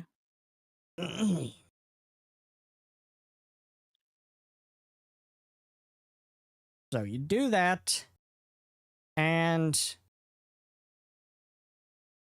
Mr. Rat, you lose a level of unnerved. And please roleplay this little therapy session. So once again, we're just gonna meet up in, I guess, Makoto's room. I guess so. You're like, so, no, it's just magic. Do I just like tell you about my things, or you just like go to my brain and be like, you're better now? Or Tell me your last, fears, and then I put my hand on your temples and I whisper my spell. all right. Guess I have to. Okay, I have to do this. So I guess one of the main things I'm scared about is like, what if this Yellow King guy is all of a sudden just makes me kill one of you guys? That's another huge fear of mine that I have. I got into it last time, but I don't know, the thought of stabbing one of you guys, doesn't make me feel right. Doesn't sit right with me.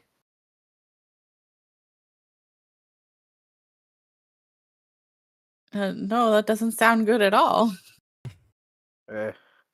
Let me touch your temple and try and clear some of this fear away.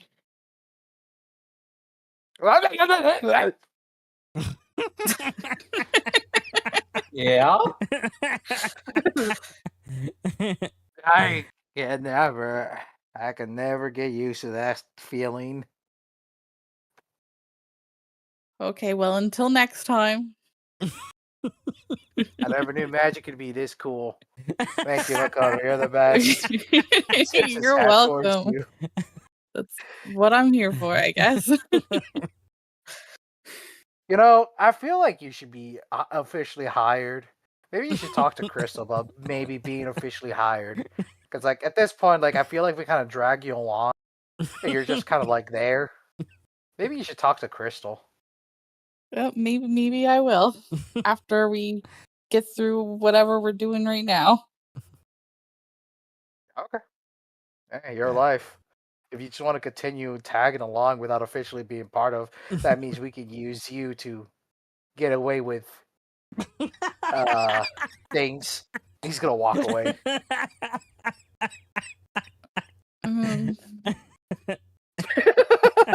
Okay, not sure what things he was talking about, but I'll ask Crystal about it. Maybe she might know what he was hinting at. Crystal says, frankly, Miss Makoto, I never know what that goblin is talking about.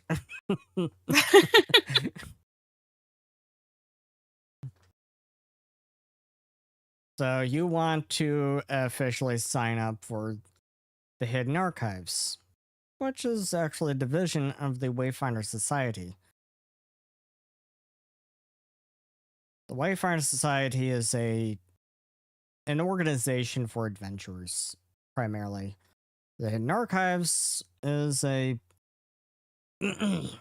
separate section of it, I suppose, that looks into mysteries. And what weird mysteries you guys come up with.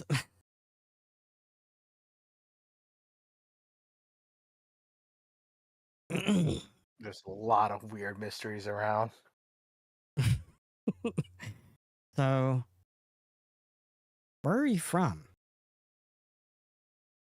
I'm from, what was the name of my island again? Do I have that written here somewhere? Let's see. No, I forget. I just have Carii. I need to write that down somewhere. Here's a good place. There is an awesome place for you to put that.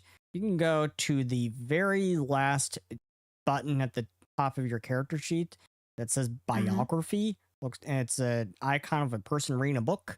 You can go there, and you can put it in your backstory or your birthplace. Go ahead and click in your birthplace and say Carii. How do I spell that? Boop, boop, boop. That's how you spell it. Kaili. Oh, you did it for me. Okay, thank you. No worries. Okay, I tell Crystal Kaili. Yeah, Kaili. So, you're from the Korchka Islands. Yes. And judging from your attire, you look like you're a shrine maiden? Yes, I did fortune telling and shrine maiden work on my island.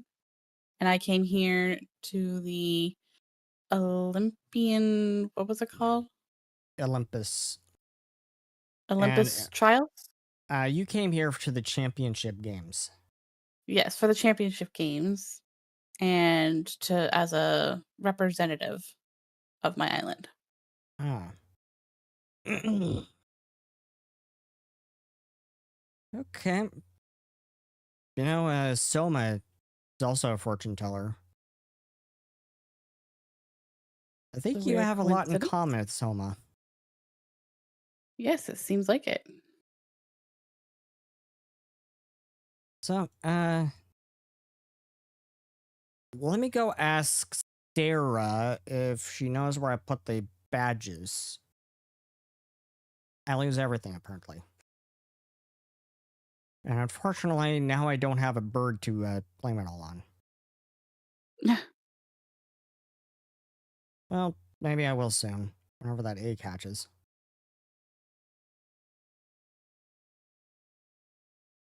And so, what is everyone else doing? Ada, Willow, what are you all doing in the several hours that you're waiting until nighttime? I was about to say, admittedly, I think all that Ada would be doing would be kind of like trying to do sort of like a balance between researching kind of further into some of the subjects that we've basically been exposed to during this mission, and just practicing with the whole kind of like elemental abilities and whatnot. Right.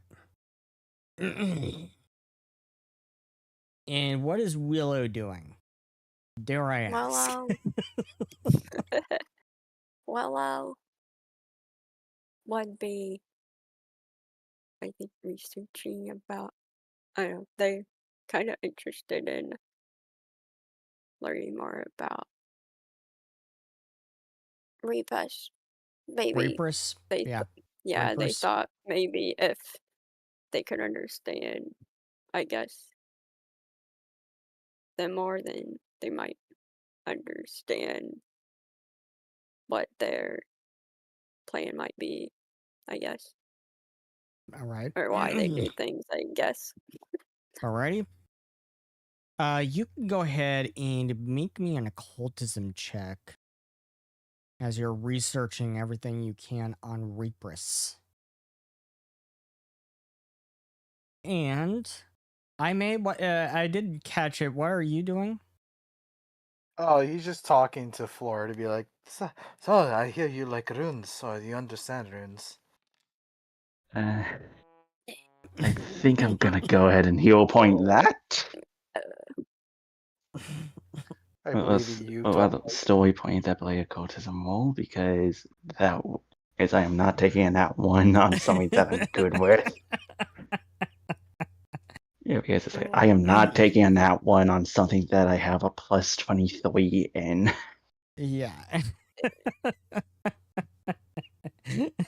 And, Though it would and have he all been did was very swap the digits. entertaining. It would have been very entertaining. But if anything, we're on serious business. And No, plus, we Willow already not have too enough much comedy with better. that. Willow did not too much better. Wow. Okay, so yeah.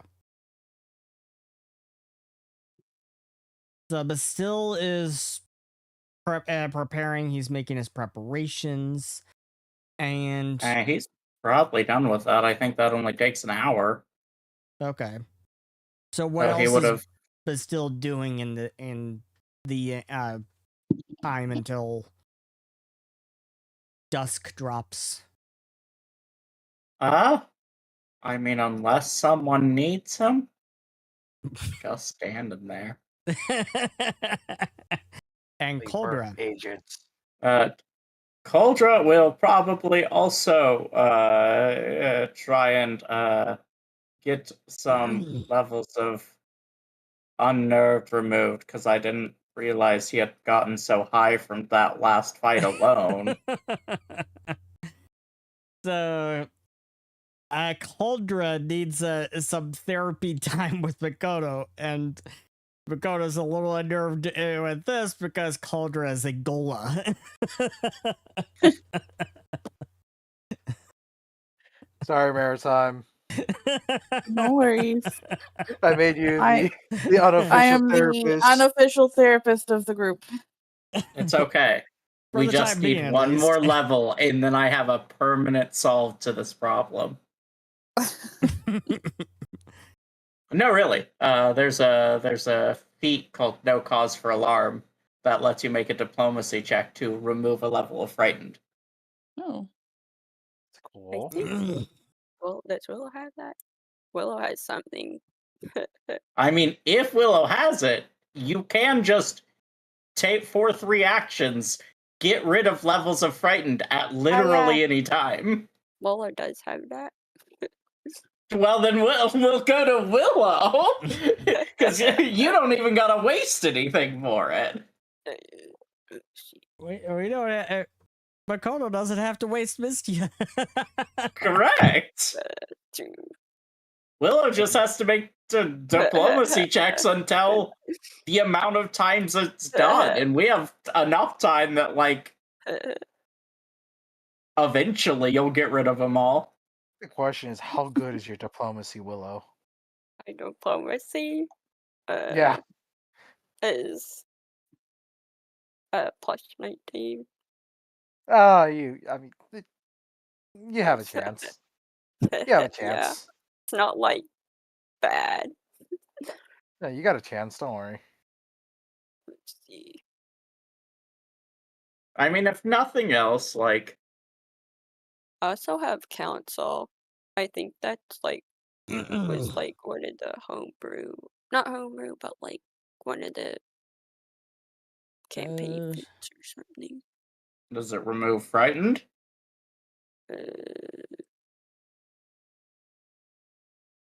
It's basically this.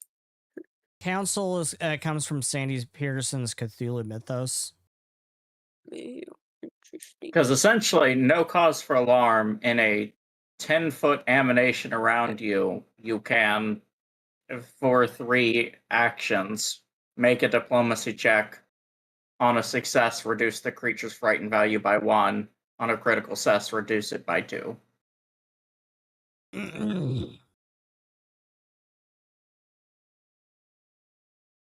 So,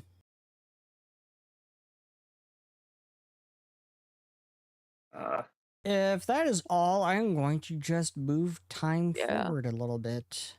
I'm guessing Willow didn't learn anything because they got basically not a nat 1, but basically a nat 1. I mean, like, with enough hours passing, like, we'd have. Wasn't Ida also studying like the layout of what we're gonna break in? Well, Molly just doing general research of what we've bloody learned so far. Well, it's just researching about Reaprus. They're trying to get in their head and understand them. So, the night has fallen. It is about 10:47 p.m. when Rasha, Mardine, and Arenal come back to you all, ready to get things started.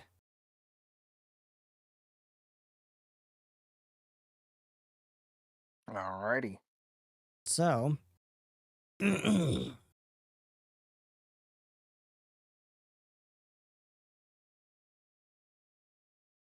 will move the token up to the party token up to Stormire's campaign office, and everyone. Willow is tailing after Stormire along with Sarah. Correct? Yeah. Iggy.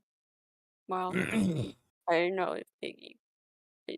I summoned. I assuming that they like summoned Iggy at some point. Already. So I'll bring up Iggy. Iggy has Aura of Invisibility. So with Aura of Invisibility, illusion bends light around you, your Mystimon partner, and an adjacent ally, rendering both invisible for 5 minutes.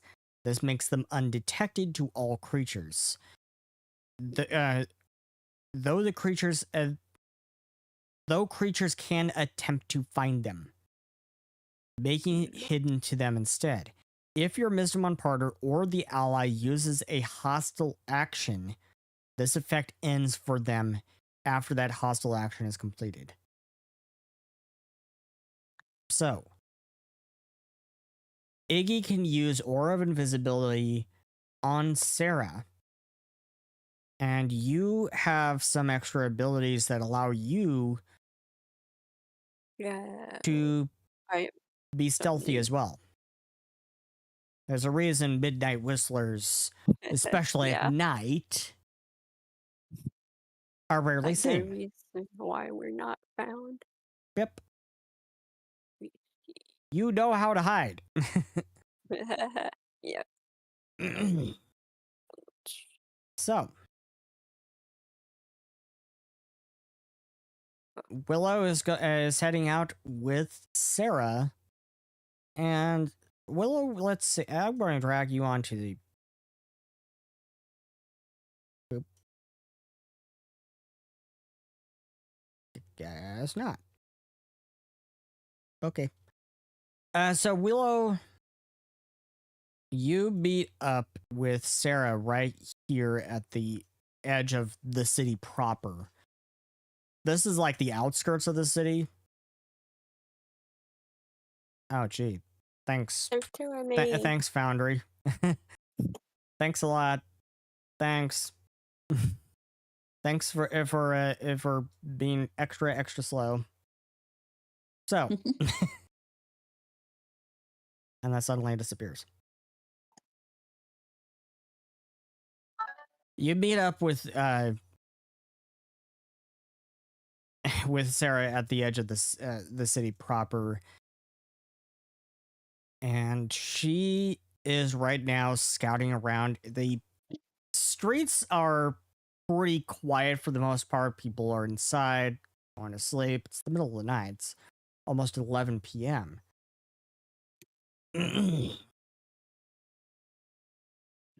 But Willow, you do notice something curious. It's not Solgoth, and it's not Stormire at all. You notice something really curious. Why do I know that? You notice skulking about right over to this direction. You notice a small bipedal bear, blue in color with big round eyes, along with a wooden puppet who are skulking about there. And the wooden puppet is digging around in trash cans, and the small bipedal bear is really grumpy, asking him, "What the heck are you doing?" Can we tell if they're like hostile or? You can make a perception check.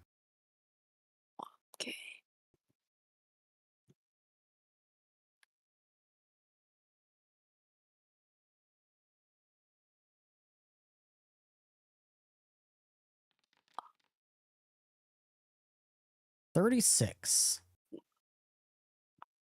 They don't look hostile to you. But you can make me a society check.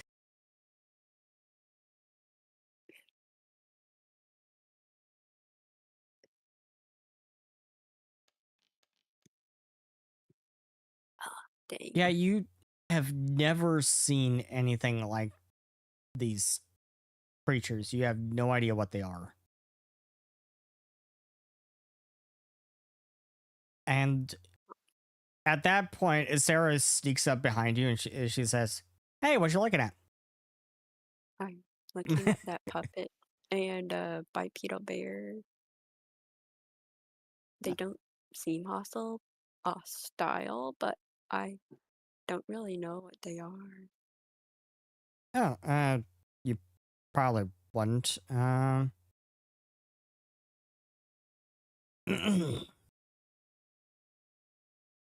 Let me see. What are those?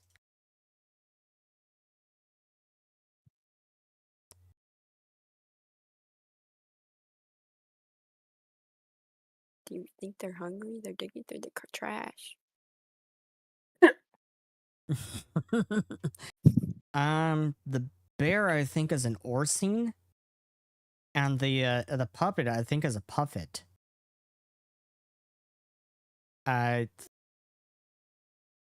They're not usually down here, I don't think. They usually are up in Celestion.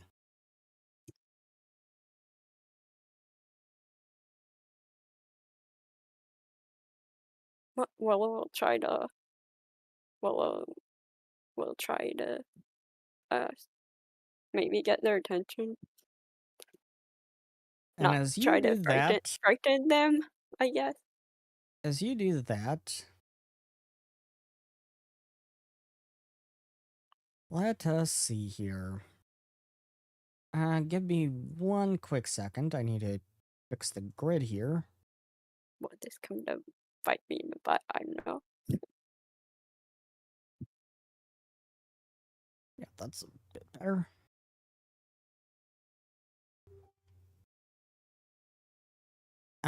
Let's see.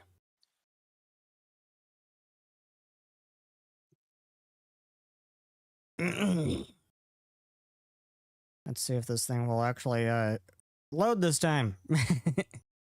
So, coming into going to Stormire's campaign office, you guys. Yippee. As you get up to the street, Arinel stops you, and she says that this is where you probably want to not get seen. The guards usually come down this street, and she's pointing up and down this street here.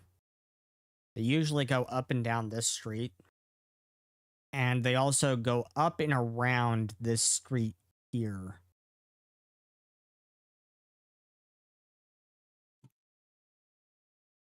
But the patrols have been really heavy on this street. So this is where you guys probably want to do a little stealth.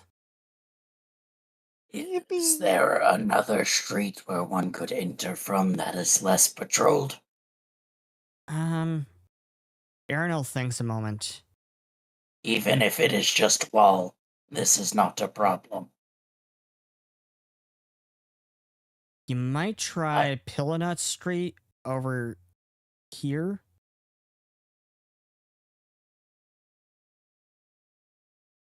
I can create a temporary entrance into the building. Well, we never know if he has any other sensors that detect magic or something.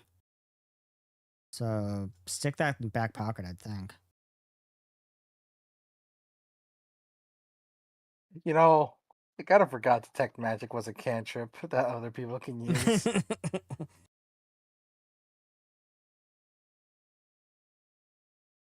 But and then there's also those kakuras. I don't see them floating around just yet.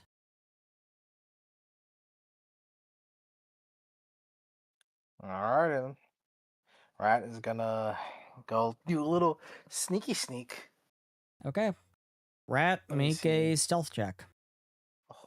Oh my god, I'm double checking something because I got something funny.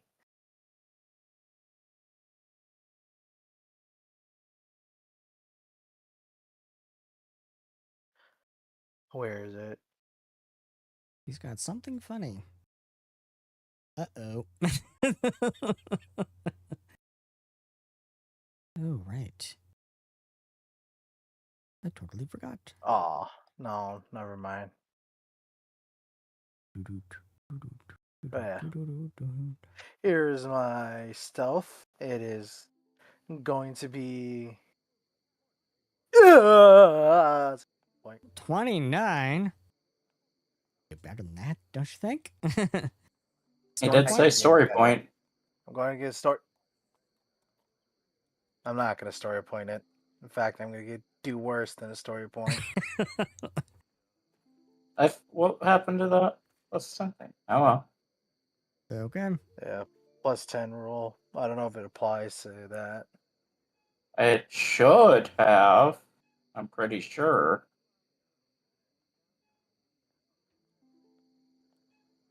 In that case, and that would be a 37. Did he re-roll it with a story point, or did you just click re-roll? I It click says he reroll with did. story point. Yeah, it just says he re-rolled, so that's why it's not including the story point, like custom roll of the plus Yeah, 10 if you get if it's lower than what you got below the before. original result, it should add plus 10. So Yep. 37. Okay. Oh, it might be because I have mythic points instead of story That could be points. that could be it. That could be it. But it should be 37, so that will be the number that we take. Yippee! Do others need to make stealth checks, or just him? Anyone else following? Where are you going, Rat? Essentially what the plan is, we're going to so Aaron else said hey, be careful, right? Guards are patrolling around here. So Yes. essentially what Rad's gonna do, he's gonna try to find a small something small, either a trash can, and try to hide behind it and try to wait for a patrol to pass by. And then once that Right. patrol has passed by, he's gonna skedaddle through and try to find a side entrance. Okay. Because as she said, the Magi Guard are idiots. Yeah. And if everyone is following him, yes, please make me a stealth check.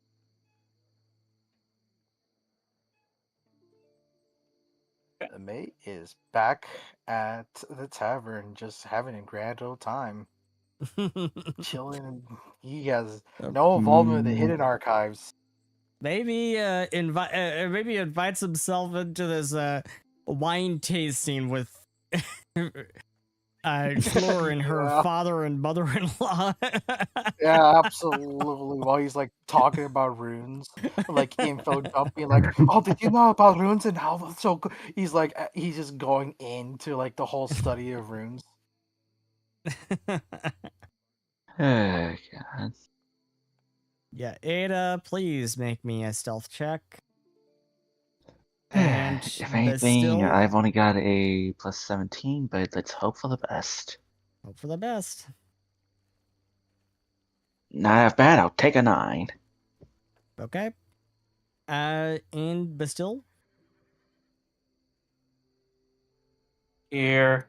you have some special abilities, I believe you said, to Makes stealth easier. Also, you have a plus 17 to stealth. Yeah, plus 17 because of the book, and then can cast invisibility. Okay. Okay, go for it.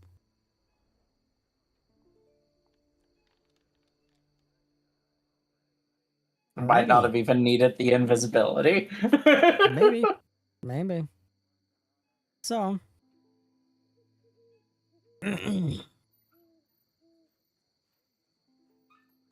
Earlier in the day.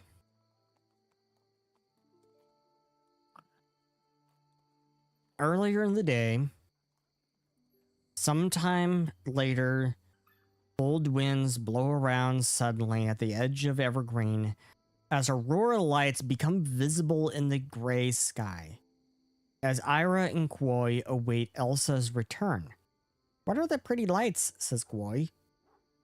Ira looks confused as she moves forward. Aurora lights, I think. But it can't be right. They can only be seen in Arctica or Arcticus. We're too far north from Arcticus, she replies. Then suddenly a large light blue bird with multicolored wings becomes visible just beyond the lights. And it comes in and lands just before a stunned Ira, emitting a shrilling cry. But that's a Wintress, she says.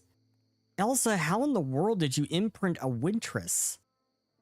Elsa hops down from the back of the large bird, giving it a pet. She's a good friend. Come, give this one a hand. It's Carii.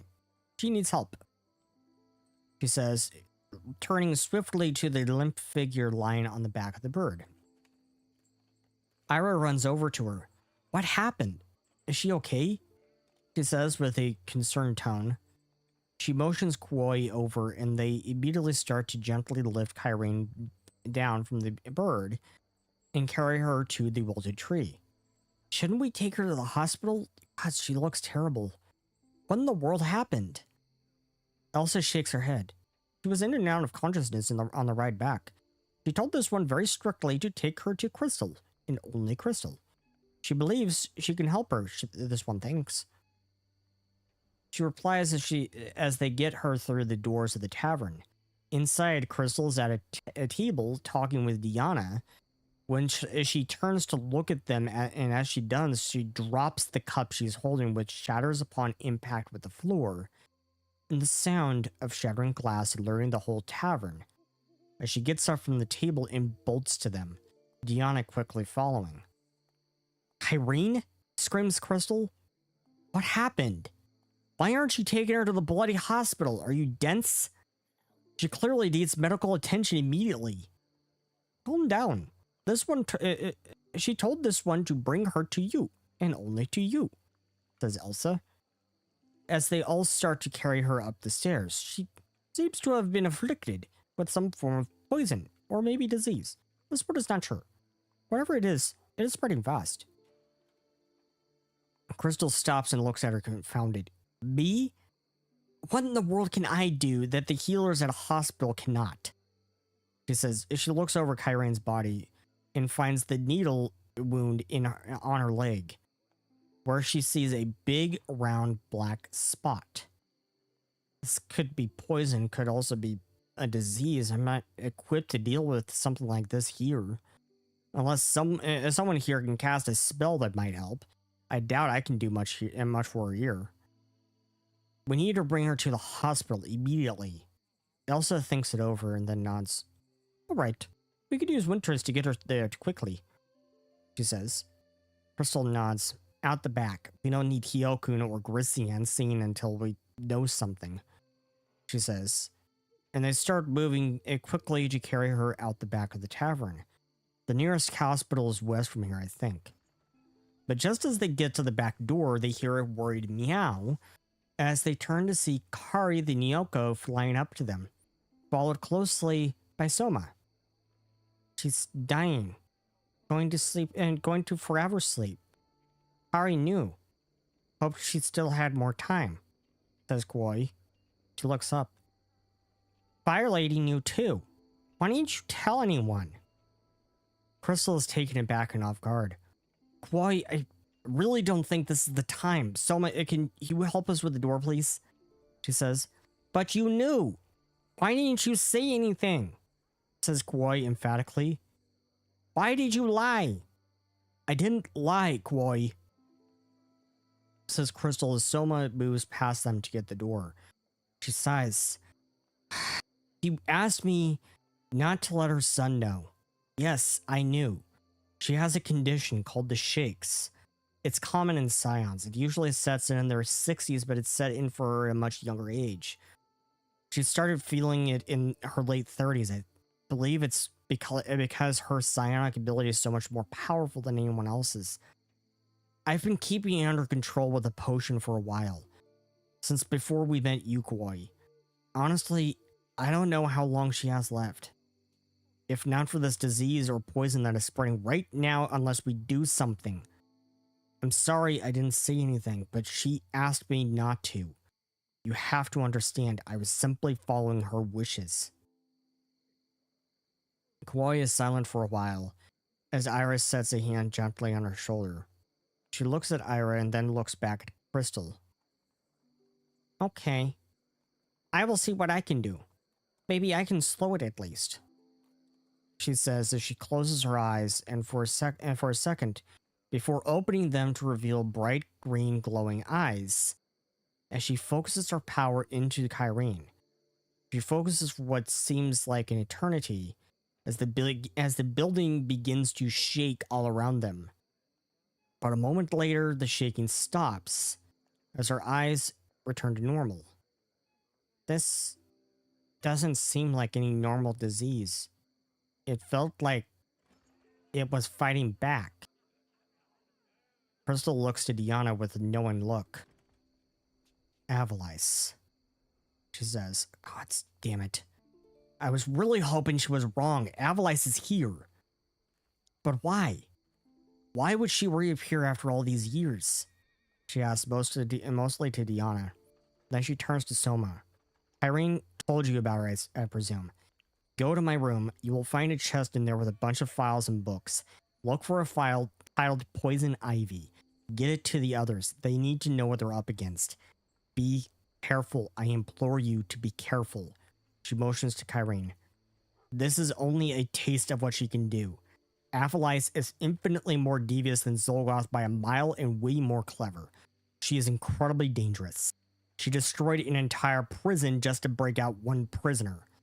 And that prisoner, Diana and I have tried. We've got nothing on him. We have no idea who he is. The file includes a description of that man. Be careful. Also, Gravid is preparing an army up in Juniper Hills. This one saw it. They're preparing to march here, this one thinks. Elsa says. I should have led with that. This one is sorry. Crystal sighs. And we think Kristen is coming. And there seems to be something new the Hidden Archives is investigating. Just what is going on here? Irene struggles a little in that moment as she mutters something. It's all aligning. Zolgoth. Endgame. She mutters.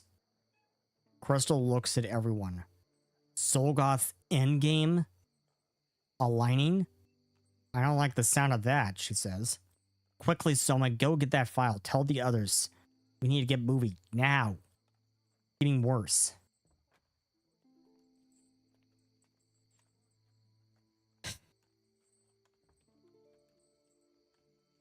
I'm back with you guys. I just can imagine while this entire like Sears thing is going on, I mean, it's just like white girl wasted at this point.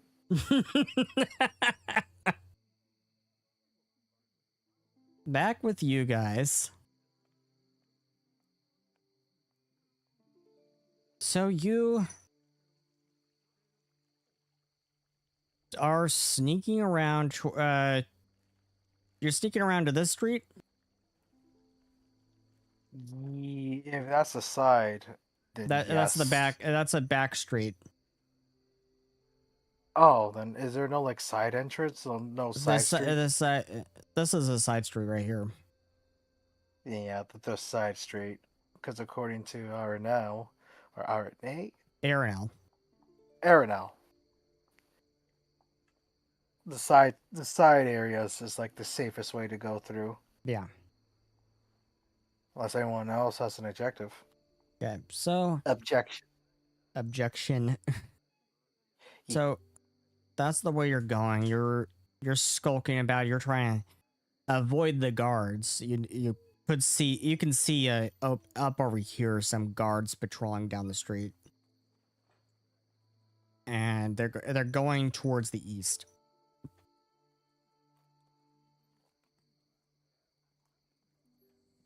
And so you head up over there and make me perception checks.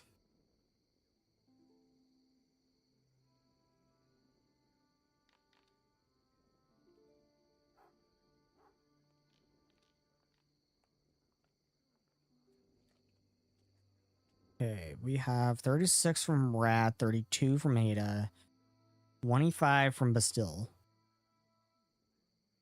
I see nothing. So Rat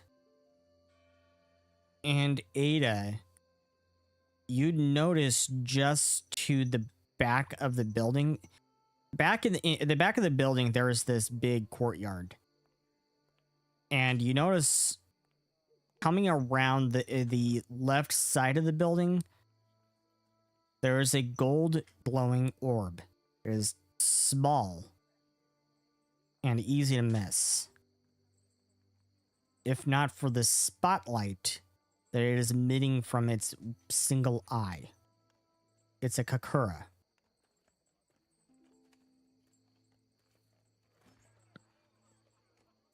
And Arenal warned Okay. you about those things, and So the one thing that we want to avoid, unless we want to be stunned. do not get caught in its spotlight.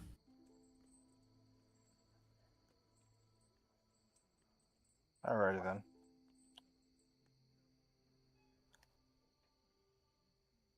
So, Hmm. how do you want to play this?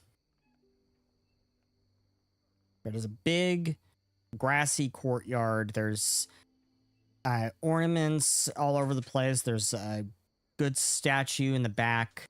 That statue looks like a previous leader of Evergreen City, but you're not entirely 100% sure.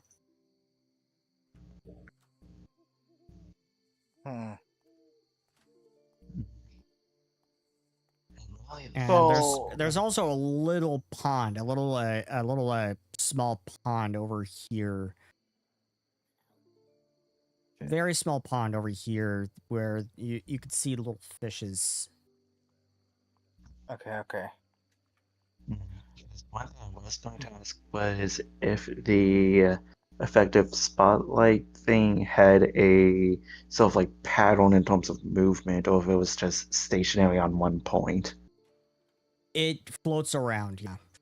It does move around.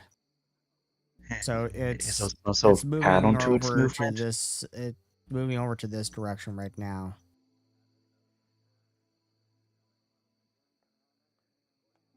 Okay. It's moving over towards the back of the courtyard, and you can see the spotlight moving across that big statue there at the back of the courtyard. Ugh. Man, I really want to test out something. These things are alive or they're constructs, right? Because from what Makoto told us, they're constructs, right? Like they're not alive, or are they You're alive? not 100% sure. Okay. What do you Because I want have- to test? I want to throw a rock to see if they react to things, Okay. like a little pebble. Okay. So you pick up a little pebble and toss it. Where do you want to toss it? In the water. The water will make a lot of noise if Okay, I throw it there. over here at the pond, where while this kakura is moving around the back of the courtyard. So you throw it in the pond over to the eastern, southeastern side of the courtyard. You toss it into the pond, and it creates this splash sound, and ripples spread out from where the pebble hit. And as you look, the kakura turns in that direction as the spotlight moves, and the kakura starts moving in that direction. Oh no. So it is reacting to sound. Okay. I have a mean idea. I don't want to use it. God. Well, if you I don't could want to try use to it, don't use it. Well, I was thinking about trying to use Rat Junior to be like, make a lot of noise and then distract it, and then desummon it. Okay. But I don't want to do that. Well, if anyone here could make a lot of noise, it's Ada. Unironically true. But then again, I don't know how fast she can like hide. So I don't know. So what do you two think? Twilight and Binary. What do you guys think the plan should be? Oh God. Basil is primarily here for magic support as needed. So if we're trying to avoid a bunch of magic in case it gets detected, then he's kind of on the back burner until...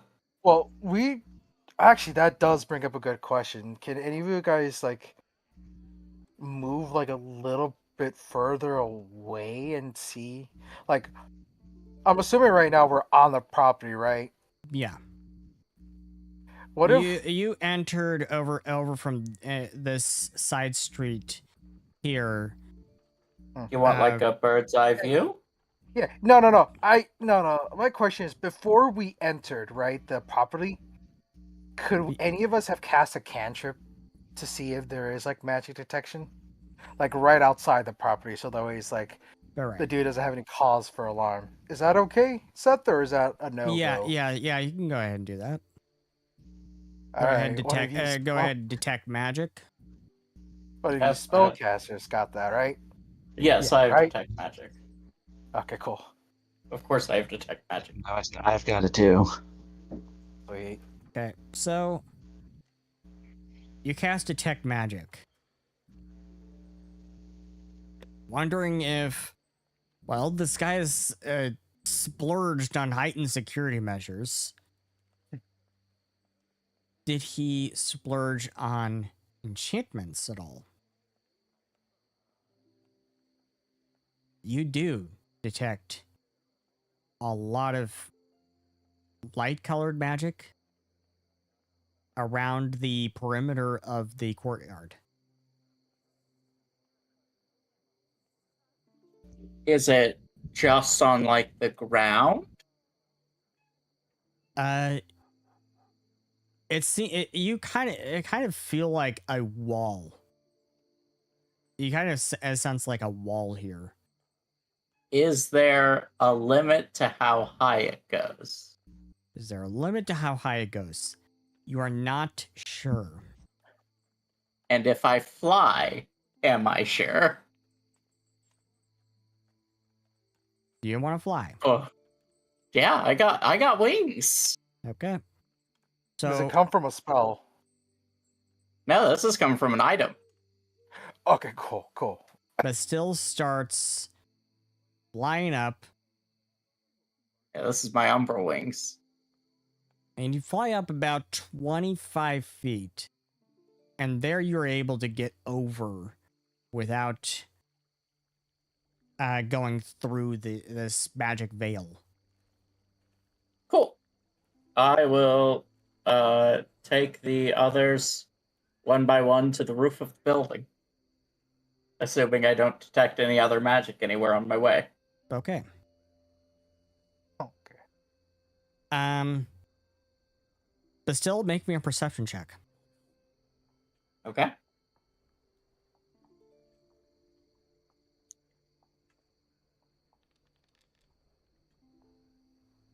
I am going to story point that. Okay. Oh.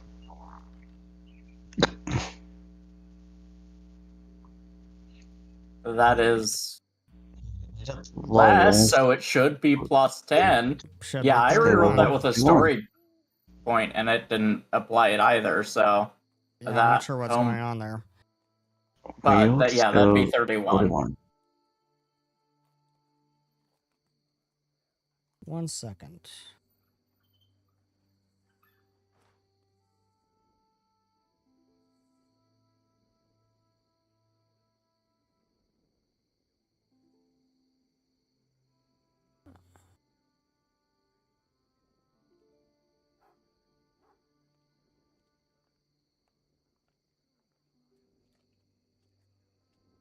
Uh, 1 second.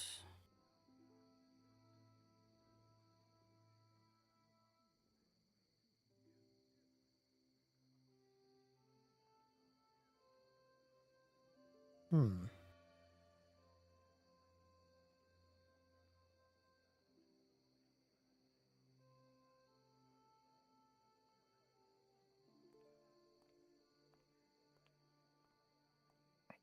You know what? I think they removed it.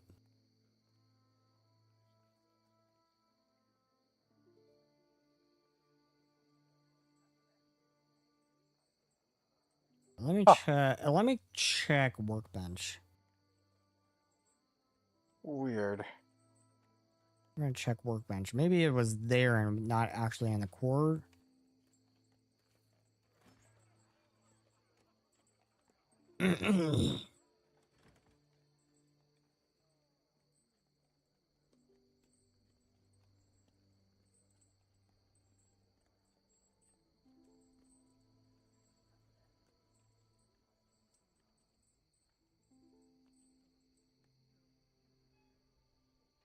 It got turned off somehow.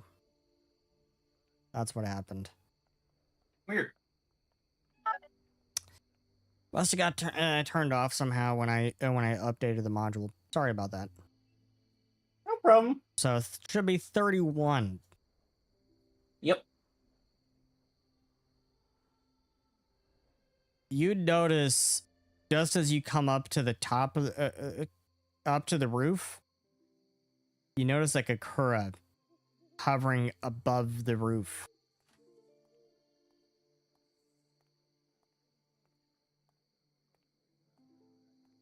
Okay. Okay. What's it doing? Its spotlight is moving across the roof. Okay.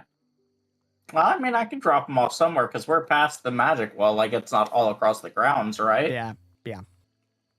So, yeah, I'll it's just along the wall of the courtyard. Yeah. So, yeah, I'll just drop them off inside and we'll go from there. Okay. So you drop them around to the side of the building, over by the pond, on the eastern side of the building. And the Kakura that was moving in that direction notices that there was nothing there, and then it moves back, and you see the spotlight moving back towards along the back of the courtyard, and it's moving back towards the west part of the courtyard. All right. I'm assuming the door is locked, right? Yes, of course. All right. Time for my magic hands to come to work. I'm a thievery check that. Is that okay? Yes, absolutely. Please. Please. 43. You hear a click. Need to make one more.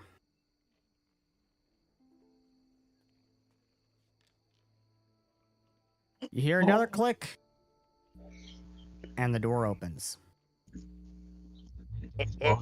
Still got the hands. Still got the Great Dice hands. was assigned to come back. Let's go.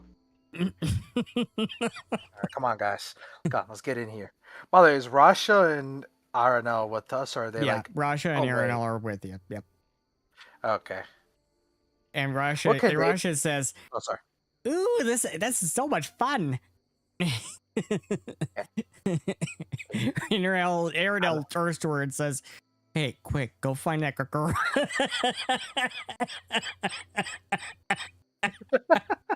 All right. So the Lana with the.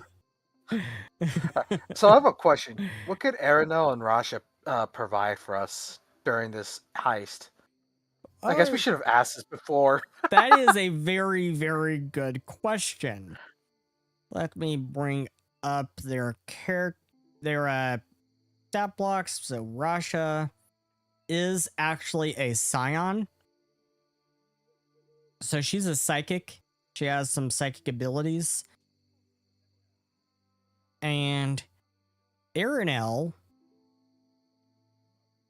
has a great sword strapped to her back. She's a warrior type character, and she also has Black Mystia. She's a necromancer. Okay.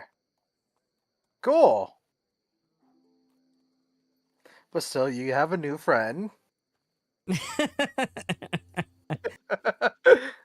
All right, then. So when I open the door, what do we see? Alrighty.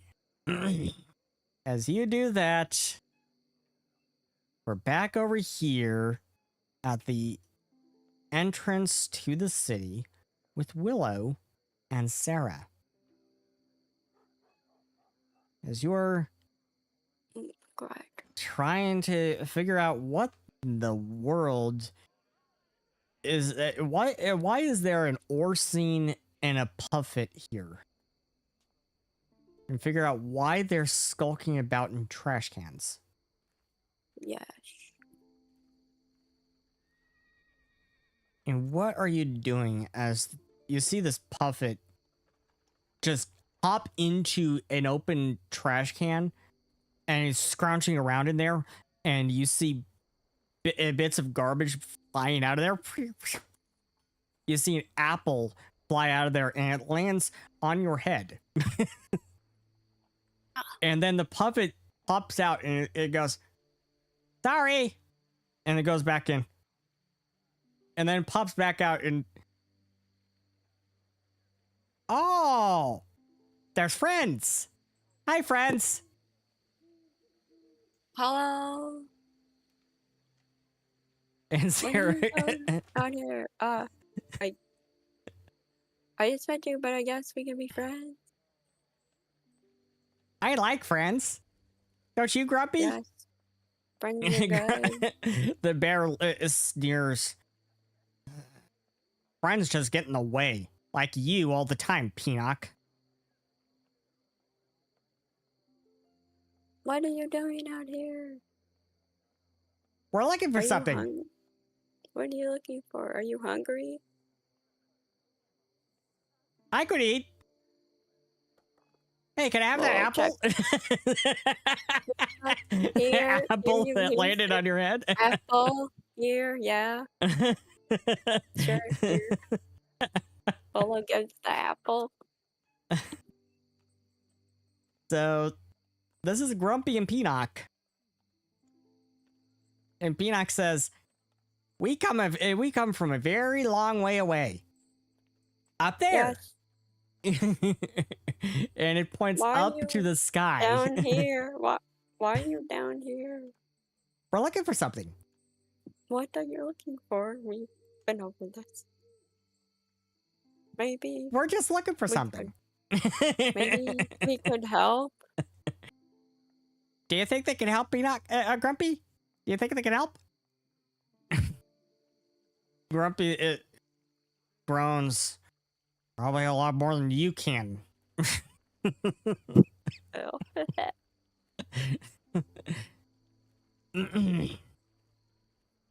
I mean, you're eating trash. What do we want with someone who eats trash, huh? Well, that's me. Mate, ah. And Peanut's looking around. This place seems quiet. Very quiet. Too quiet. Seems abandoned. That's quiet. And Grumpy goes, maybe that's because everyone's asleep, you idiot. Oh, Maybe, right. I forget you kind of Eh. sleep. maybe if you, maybe we could help if we knew more of what it was that you were looking for.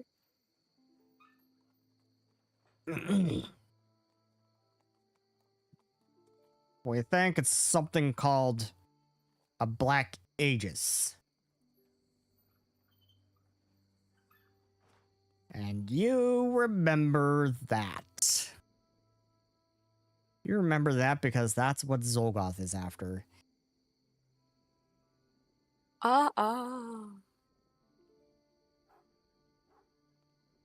And then back to the tavern. Behind the door to the hallway to the back door stands Hyokun and Grisian. So they were listening in on what was going on in that hallway. Mom, says Hyokun. Mom is dying? He looks at Grisian. And Crystal knew? She didn't tell me? Why? Why is Mom always keeping secrets from me? He takes a step back from the door, clutching his head as he falls against a wall. Always with the damn secrets, why? He says, a tear falling from his eye. He pounds his fist into the floor.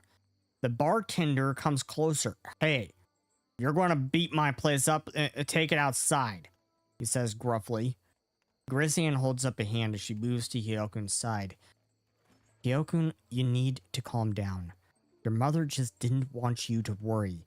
She cares about you. She loves you. She just didn't want you to worry. Calm down, she says as she places both hands on his shoulder. But Hyokun doesn't seem to hear her as he pounds his fist into the floor again.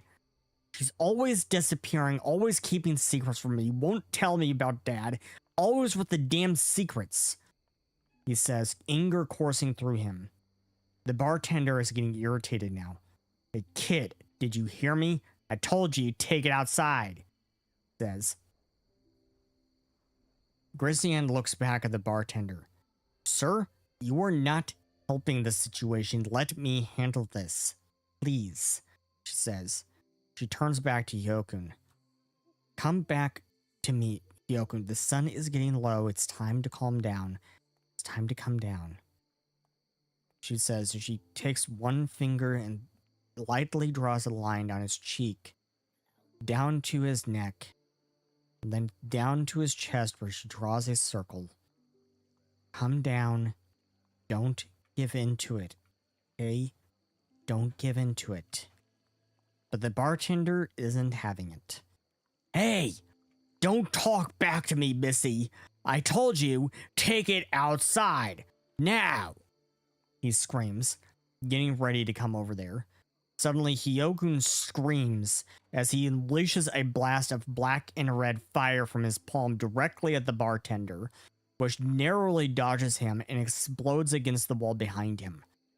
People all around start screaming and running for the exit. He rises to his feet, rage consuming him as his eyes start to turn black. No more secrets! He screams as he starts unleashing black and red flames. Hyokun, no! Grisian screams, I need help! I need help now! Hidden archives! Someone, please help me! I can't contain by myself. Only one there. She No. calls out, Mikoto is here. Mikoto is here. Oh yeah, Makoto and I, the two people that are part of the hidden archive. She tries her best to hold him back. Mikoto and Aimee, do you want to try to help? Yeah, I think I gotta He's a little drunk, but he's gonna take out his bastard sword. He's gonna like, oh wait, I think I got something for this. Yeah, he's like moves over there. I think I have a rune for this. Oh, I do. Calm down, Hyoku. You need to calm down. Stop this. Do not give into it. Do not let it consume you. Soma comes out of the hallway and runs over and immediately starts trying to help hold him back. Whatever in the world happened? She asks. This seems unnatural. What is this? Makoto? You want to try to help? I know what I'm doing. But yeah, go ahead, Maritime. I'm not really sure what I'm doing, but I would like to try and help. The dark side leads to many abilities that one would consider unnatural.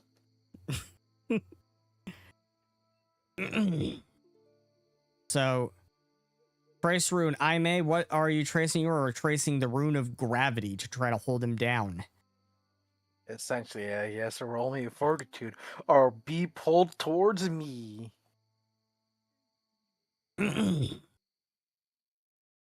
And Gristian's eyes are tearing up. I'll explain later. Just help me restrain him. All around the tavern, fire is starting to spread. Smoke is filling the room. People are screaming and rushing for the door. I can't calm him down. I just need help restraining him. Well, we will need to get him out of here. This place is catching fire, says Soma as she grabs him and starts to pull him towards the door. Except now she can't because of your gravity, your rune gravity, your rune of gravity. Run into my loving arms. Because I'm like, get pulled towards time, eh? He gonna try to like full Nelson him. Can I use Tangle Vine to try and contain him? You can try, yeah. So you Do I cast just Tangled cast it, Vine. or- You cast Tangled Yes. Vine to entangle him. Yeah. Well, this is my athletics tech check to try to like grab him, like hold him down. Okay, 31. Okay, so you entangle him. A 31, you grapple him. And Grissian and Soma are helping. Cauldra, are you helping at all? Coldra's, I believe, not here because there was the one person that was saying that they were going to go off and do a thing that he had offered to go with. Okay, so Cauldra went with Willow. Okay. Oh. So.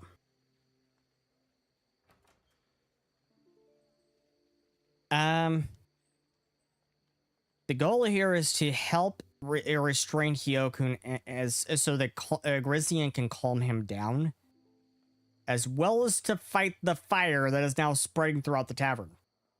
What do you guys want to do about this this fire? I can cast control water, and any water in the area I can put on the fire. Perfect. So you cast control water. You take the water out from behind the bar, and you just use that to start fighting the fire.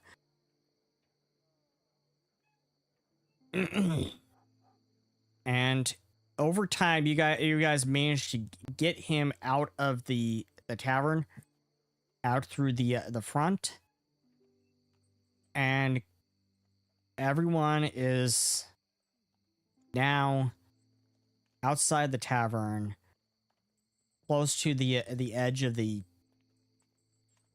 forest over here. And smoke is billowing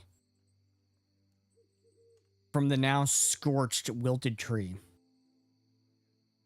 as the gentle rain puts out the last of the fire. Grizian is standing against a tree nearby to Yokun as she starts to explain to you. Years ago, I was sent to Atlantia to find him. because his life was in danger from Evilon. My job was to bring him back to Kulran. During that journey, however, as I started telling him about his mother, about the kind of woman she is, he started to lose control, just like that. A native tribe helped me restrain him and taught me how to calm him down. Somehow, some way, I'm the only one who can. They said I shared a connection with him. She shakes her head as she sighs. He's held it under control for a long time now. This is the first time in years he's lost control. It is a curse of some kind. The natives were unable to remove it. No one can. If he loses control like that, it's like he becomes possessed by something. Some kind of blackness. Evil. I've researched it all I can. Read every book I can find. I have no idea what this could be. But now that I'm with child, I'm afraid our child will inherit the curse. He's held it under control for years, though.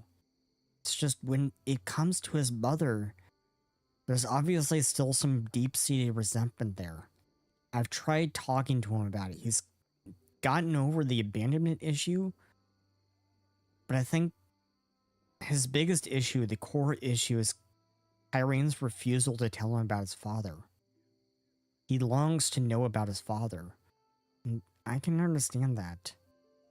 I can empathize with that. She says as she sighs. He's not the only one with dad issues. We'll put it that way. And leave it. And she walks over to the bartender, who's now nursing burn wounds. I am deeply sorry for the tavern. I am deeply sorry about my fiancé. I hope you can see it in your heart to forgive. She says, Forgive? You burned my establishment to the ground. That walking time bomb of yours better not set foot in the city again. He shouts at her and stomps away. Soma comes over to her. It is all right. I'm sure Crystal has insurance. I'm sure she'll be willing to pay for it. She says before she notices Grecian is crying. She wraps her arms around her. It's okay. Hopefully your fiancé recognizes he needs some help. I know someone who he can talk to.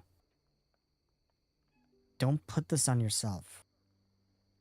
Irene is like a mother to me too, says Grecian. She falls into Soma's arms. She raised me after my father vanished and my mother left me at the academy. I just can't believe she's dying. She looks up at Soma. Do you know where they've taken her? A hospital to the west from here, I believe, says Soma. We can help you and Kyokan get there. You should both be by her side. So, you get into Stormire's campaign office.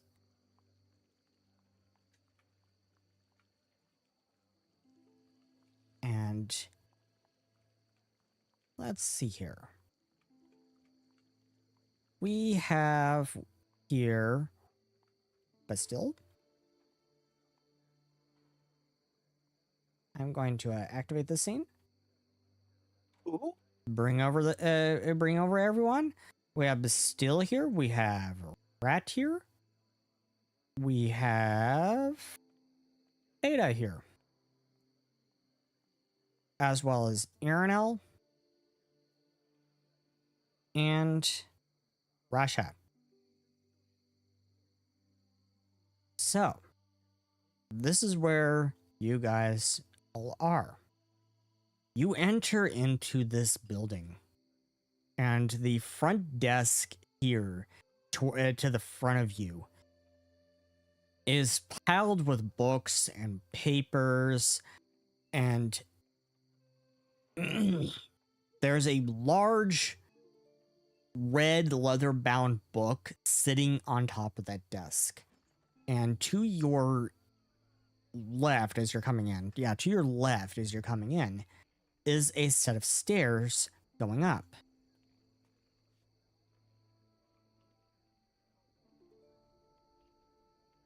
Alrighty. And there is a door just right behind this desk. There's a door back there.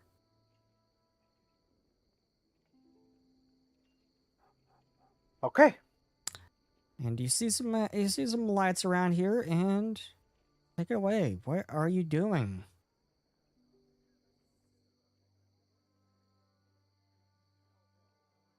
Alright then. There's also Do a I hear door any- to your Oh. right. Sorry, Yeah. that was on accident. I meant to click it like this. Can I hear anything through Mm. this door? Make me a perception check. Yeah, I didn't mean to open it. My bad. That's all good.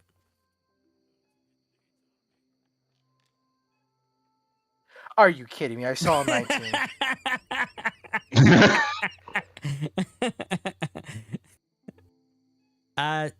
No, you don't hear anything. Well, fellas. I was about to say, if anything, at least try to be a bit cautious about it. Yeah. So Arno, I got a question for you. You know where the guy is? Stormire? Hey. Figure you might have an idea since you said that you prefer to plan things out.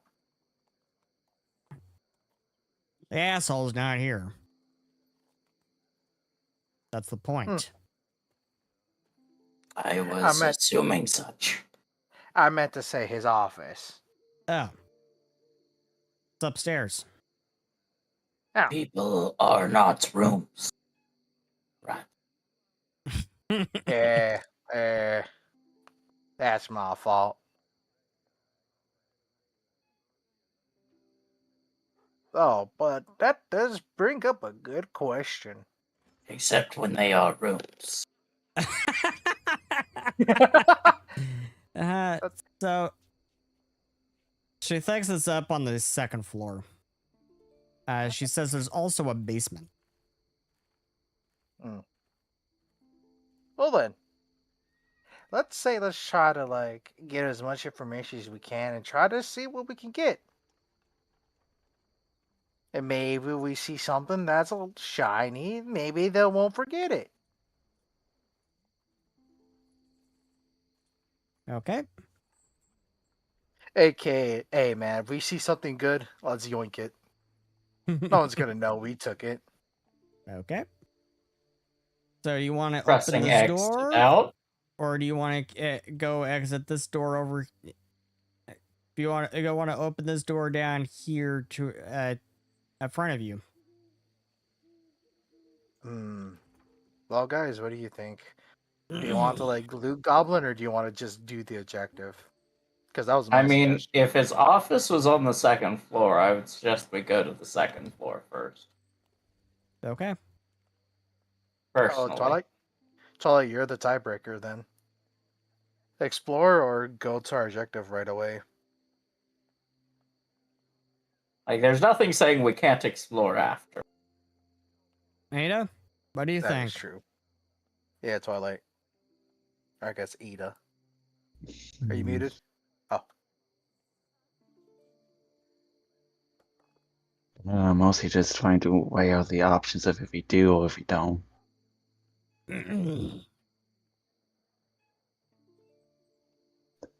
But I think at the end of the day, screw it, let's go for it. Go upstairs or explore? Upstairs. Okay. All right. All right then. So Yep, you are that's fair. going up these stairs. Let's see. Give me one moment. No. Go up the stairs. And you come out.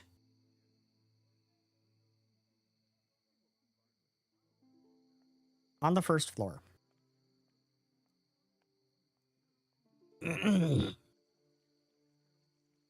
Alrighty. And this is what you see.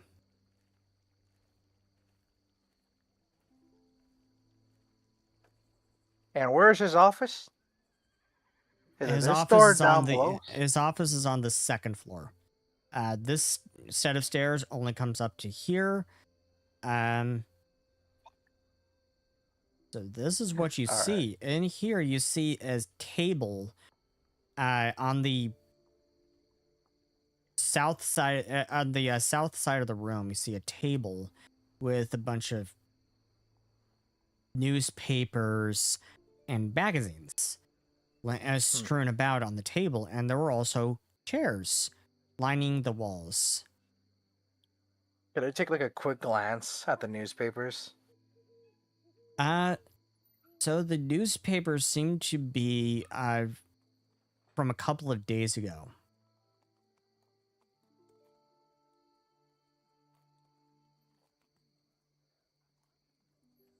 Okay. Is it about the Riven? Not the The Risen? skull Yeah. attack? Yeah, the Risen. The actually the front page has a story, the big headline, all about the undead attack on the championship games. And it says the undead are back. Okay. Alright. Alright. I'm gonna go over here to this door. I'm gonna try to listen through it. Okay. Make me a perception check. Ada and Bastille, what are you two doing? Offering him guidance for his perception check. Can I please? Can I please? Please. It didn't matter though. You can have a story point for that. Go ahead. Oh, you're the best. You're the best GM ever, Seth. Thank you. You will see a donation in your Ko-Fi.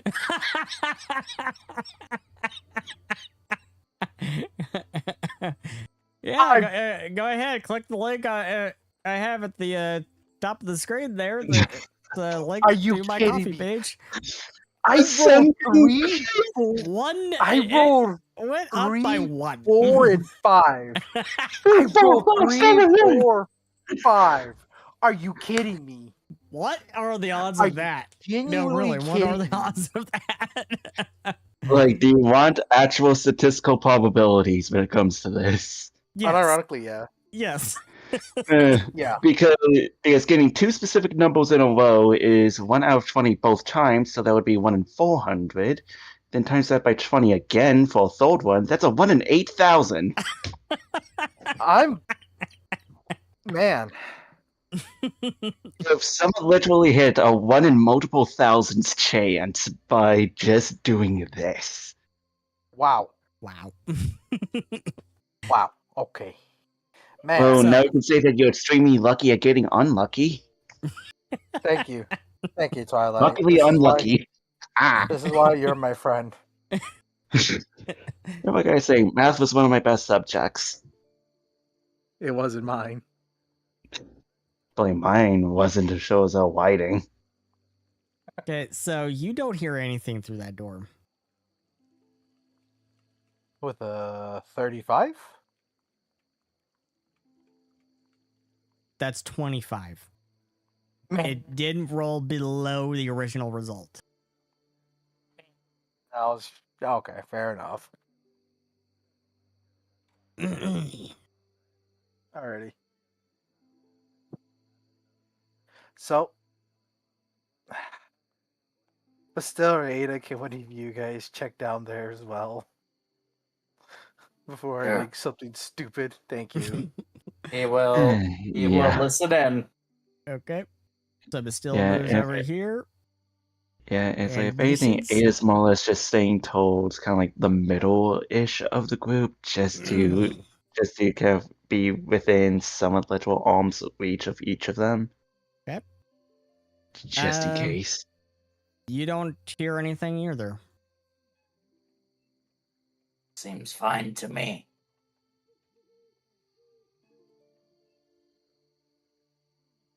Alrighty then. So, where do you guys think we should go? Where do you guys think where our luck lies?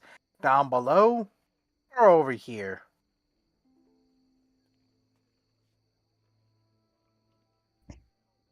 Hmm.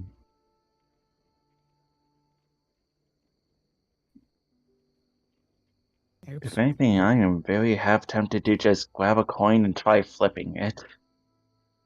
Okay. All right, I guess you know what. Let's go over here. Why not? I feel lucky around here. Door number 1. Door number 1. Okay. Any objections? No. I'm good either Alright. way, so let's go. Open door. Open door.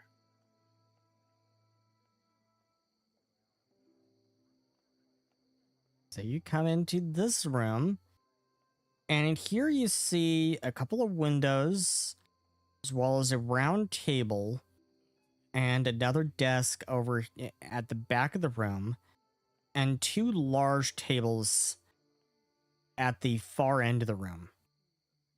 And these large tables have a bunch of books and papers.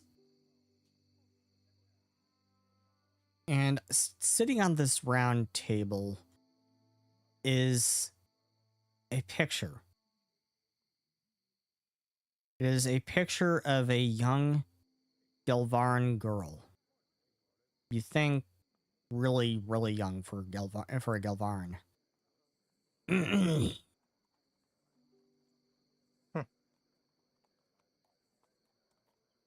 So like 10 or 5 years old, somewhere around there. Around 13, you think. Oh, okay. Alright then. I'm gonna walk up here and I'm gonna take a closer look at it.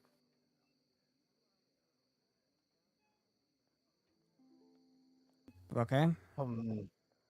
Does it look so? Is the frame or anything about it look special? Like, does this look like someone like? It this looks is like the frame is like a white marble frame. And it's displayed prominently like she's someone special. Well, the player feels bad about this, but you know what the character is gonna do? A yoink! You steal the photo. Okay.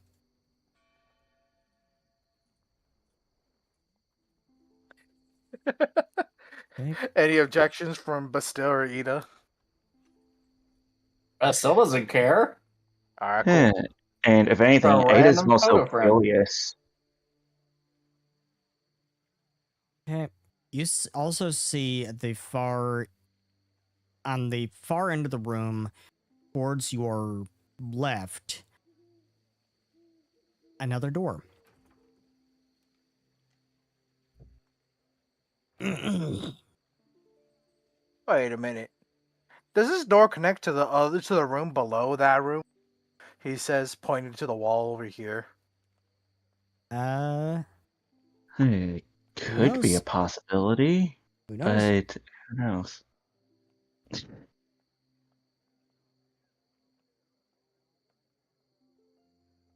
By the way, has any of these doors been locked? No. Okay. Rat's gonna walk up here. Alright, guys, I'm gonna open this. Alright? If any trouble happens, be prepared. If anything, that's practically a pseudo middle name for me. Okay. Huh. You see and hear it's mostly empty except for a big skylight. No, not skylight. Chandelier. The big chandelier at the center of the room. Ooh. How fancy does it look? It looks pretty fancy. It looks like it looks to you like Gelvaran architecture. Okay. Alrighty. And it's lighting the room with a sort of candlelight. There's like several different candles, tiny little candles all around it. Okay. At this point, just call me the door whisperer, as I'm gonna once again put my ear against this door and try to listen in. Okay, so you listen into this door to your left as you're coming into this room. And make me a perception check. Yippee! 35. Above That's us. much The better number than you've streak been is getting. broken. Like, the number streak is broken. We did not hit a bloody 1 in, I think it would have been bloody 160,000. Oh, gods. So, you don't hear anything. So, Rat's gonna look over to RNL and Rashi and are you sure he tightened up security? We haven't found any guard at all inside the building. Well, there's this, there's the Kakuras outside. I guess yeah. there might be some Kakuras upstairs as we get closer to his office. Yeah, but wouldn't you think it's a little odd that he wouldn't at least hire, like, real people instead of just, like, those robots? No They're offense, not but still. robots. They're not robots. Oh. I thought they were robots this entire time. Rasha, it comes up to you and they say, and that is what makes you the cutest little goblin. Thank you. He tips his hat.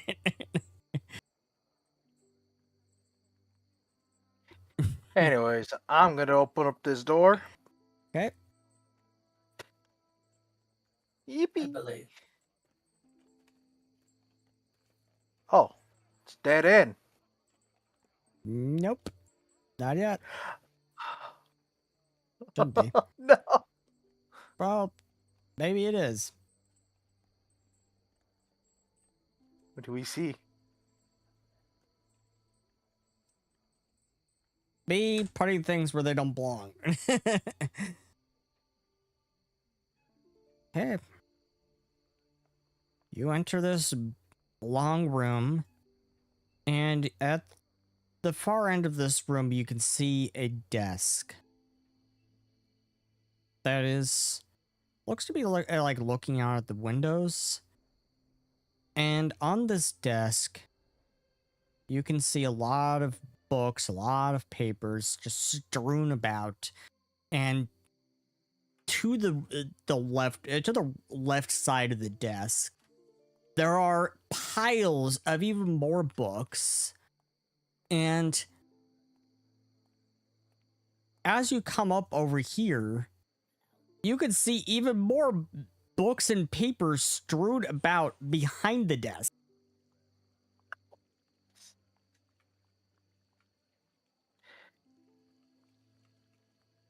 Could at a cursory glance, what are all of these, like, do any of these books have like titles on the edges? Or these books have no titles at all? They don't seem to have any titles. They seem to, just for a cursory glance, they seem to you to have something to do with the running of his campaign. Okay. Like ledgers, documents, stuff like that. You're not entirely 100% sure. So, I have a question then. If these are destroyed, would that disrupt his operation?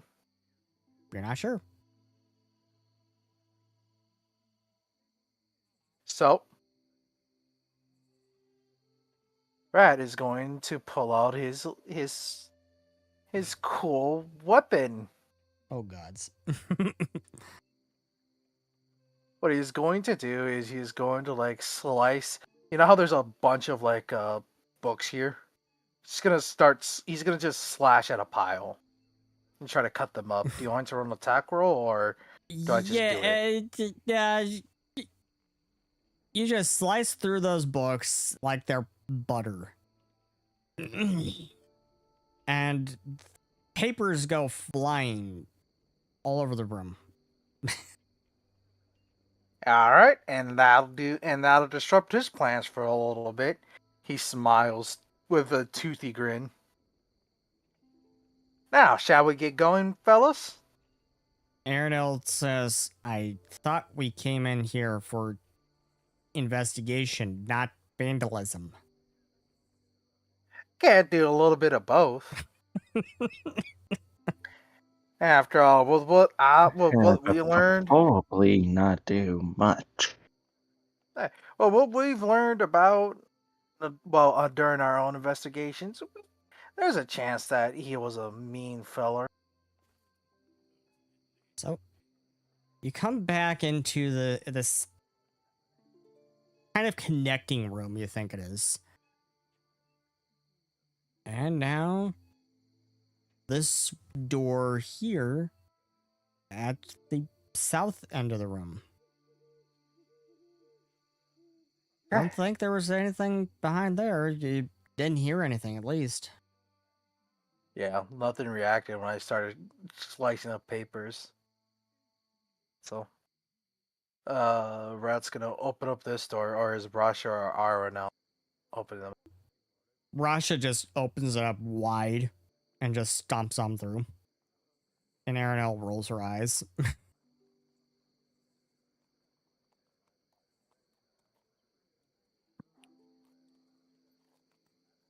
And you come in to find a staircase leading up.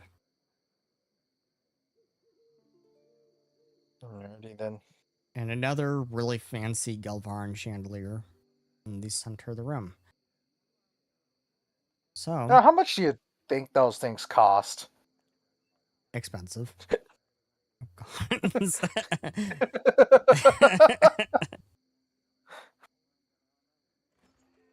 All right, you have planned. Nah, he's just trying to make small talk. Okay. So, you go up the stairs? Does it look or sound like there's anything upstairs? Yeah, you do. Aranel did say that she believes his office is up on the top floor. Yeah, so we should probably roll some stealth checks, question mark? Team? What do you guys think? I was Probably. assuming we were stealthing the whole time, so I was assuming we would be Oh, asked to yeah. make You know new what? stealth Fair checks. enough. Fair enough. I'm just paranoid. Like, we are snooping around an office. Like, Yeah, fair enough. I'm just paranoid. Yep. As you should be, as you should be. You have no idea what's around the next corner. And in here, you see little tiny chandeliers lighting up this room. Not very well. And tiny over chandeliers. I thought he hated goblins. Why would he have chandeliers for them? and you see a little table over here just in front of you. And as you look down this long room, see another table and another door at the far end of this room.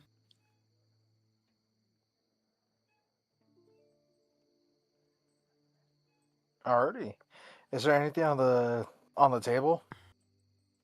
On this table, you can see some papers, and you see a newspaper from Kalroon, actually. Really? Okay. Can I skim through like the new, not the like the entire, but like the headlines essentially? So this paper is actually from about a month ago, and it talks about the murders. And it talks about how the Devil of Kalroon is back.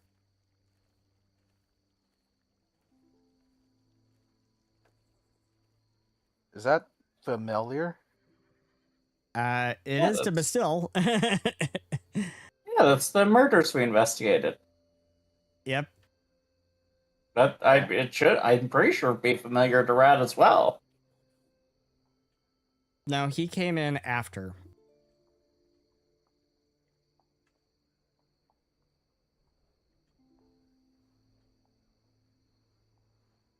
Okay. So, give me like the basic, quick synopsis of that rundown. Is it kind of like a serial killer Yes, it was a type of thing? serial Oh, killer. okay. It was a serial killer who was leaving bodies around that were played of their skin. Jesus Christ. Yep. Okay. And in very public places. Yes. Okay. Okay. Like a, He, like a church. they were leaving him in very, very, very public places. Very theatrically. In fact, one just automatically it just suddenly sprang down from like a canopy or something. Jesus. Okay. So That's cool. very theatrical and has Zolgoth written all over it. Alrighty. Alright. So, That's why Crystal calls him a serial killer. alright. And this is on the second floor, right? This newspaper? Yes. It's about a month old. Yes. Okay. Alrighty. That's gonna be like, hey, Bastille, so you investigated this, right? Yes. Okay. So, what does that mean? It, So, I mean, what are the paper like? Are they just like general newspapers or? It's a general newspaper from it called the Colroon Times. And I it know. does actually mention you. It mentions an automaton. Without finding anything that specifically connects it to him, it could be as simple as simply having gotten the paper. But who keeps around a paper for around a month without throwing it away? Rasha says, "Have you been in waiting rooms a lot? Sounds like you haven't." As well as you can see, it lists my association. I am also associated with Crystal, who he is competing against. He might intend to use such to slander her. He's competing. He's competing against Irene. Rusty's not Irene. in the election. The owner of Bastille is bad with names.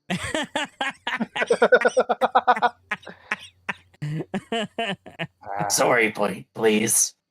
Yes, you can have a story point. Yes. Ada can have a story That point worked. too. And so can Yippee. Mikoto and Willow. Yippee. Sometimes you just have to ask. And with Alright. that, I am actually going to go back to Willow. Reality, oh, there goes gravity. Oh, okay. Willow and Coldra, you're meeting up with this ore sign and this this Huffet. When all of a sudden Sarah says, "Hey, guys, shush. Shush." And Coldra, could you make me a perception check? 1 minute here.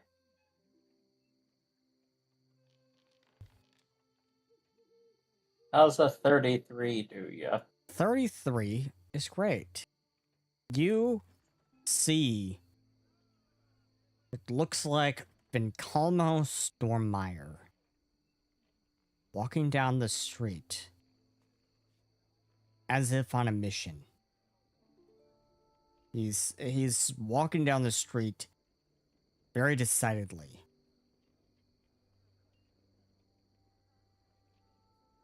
And Sarah says, "Can we shelve the two Celestianians for 1 second and do what we actually came here to do?"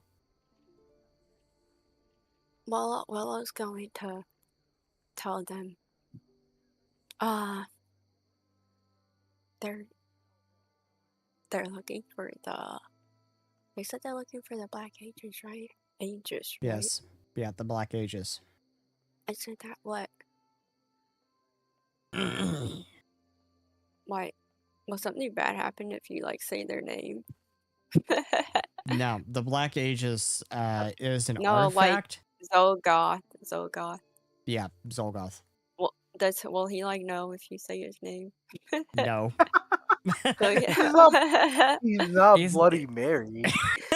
Not Voldemort. Yeah. Well, Willow says, was it so? Willow's like, was I it thought that was the Zolgoth idiot in the looking for White the-" House. Never mind. Like, wasn't Zolgoth looking for that as well? And Sarah goes, "I think we can leave that alone for the moment. Can we follow the guy?"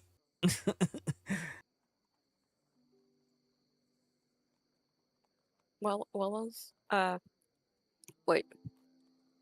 Willow's going to send well, how far can Iggy go from Willow? It can go a long time. It can go a long ways. Iggy's gonna send Willow with them, and Willow's gonna stay here to find out more, I guess. Okay. While Willow's like, Coldra "Here." and Iggy go with Sarah, Yeah. Willow is going to stay behind and chat with a Oh. puppet and a teddy bear. A grumpy teddy bear. Yes. Nothing bad ever happened when he did that. Yeah, nothing bad could ever happen. Just keep in mind, Willow. Whenever your Mystimon gets hurt, you get hurt for it as well. It could happen. Let's see. Oh, okay. Okay. Willow's gonna. Let's see. Willow's going to say, "Hey, do you guys want to come with us?" Pinoc looks at Grumpy. Do you think we should go with them? Maybe. Grumpy goes, It doesn't "Well, seem they're like the only you're ones who making have..." much progress here. Grumpy says, "Well, they're the only ones who have actually paid us any mind. Sure, might be entertaining. For 5 seconds at least. A lot more entertaining than you." Willow follows Iggy with their new friend.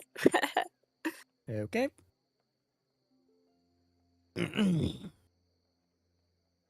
So you, Willow, please make me a stealth check. Iggy casts an aura of invisibility around Sarah. Holdra, how are you See, sneaking here? I can do this.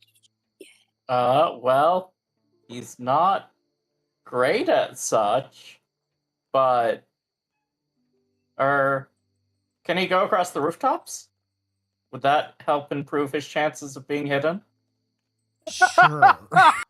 Yeah, Sure. Oh, Assassin's Creed with giant robot. oh my god!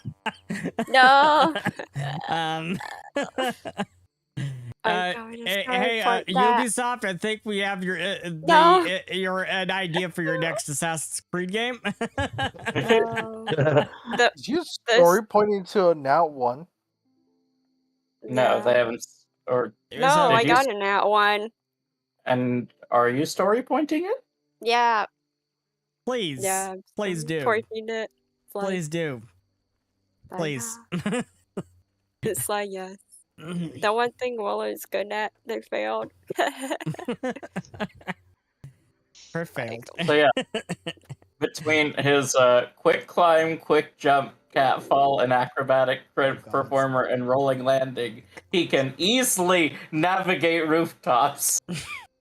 So Cauldra is going all parkour across the rooftops, Correct. Better. and that turns into a 34. After making sure he could grapple anything, I had to make sure he could get to anything to grapple it. Okay. But self check, I still assume still, or Yes. Hey, maybe the Can DC roll is it. lowered. I mean, I might as well roll story point it and hope for the best. Lala says, I Hell yeah, that's Well- A little bit higher. better. Willow whispers to their new friends, you guys might want to hide. Be stealthy. Enoch jumps on top of Grumpy's head and hides under Grumpy's hat, and Grumpy goes, "Since when did I become a hiding spot to a puppet?"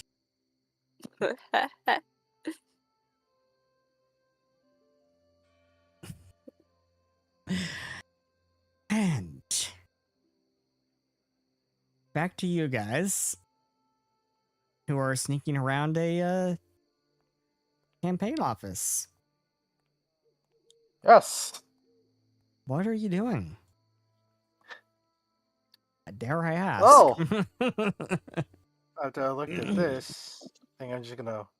You Walk just said over- sneaking around a campaign office. Yeah. So you come over here What's to he- this.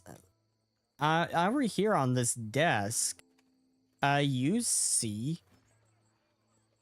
This desk actually looks very different from all the others. All the other desks that you've seen look kind of really messy with papers strewn about. This one looks very orderly with a very, very neat stack of papers on at the very far back corner of the desk on the left side, on the left hand side, and on the right hand side is a stack of 7 books.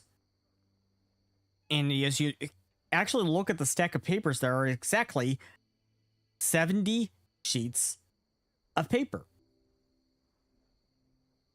The paper blanks. No, they have stuff on them, but 70 pages of stuff. And What's a- other than that, Oh. you see a pencil. You see like a quill laying on the desk, and it's actually very straight.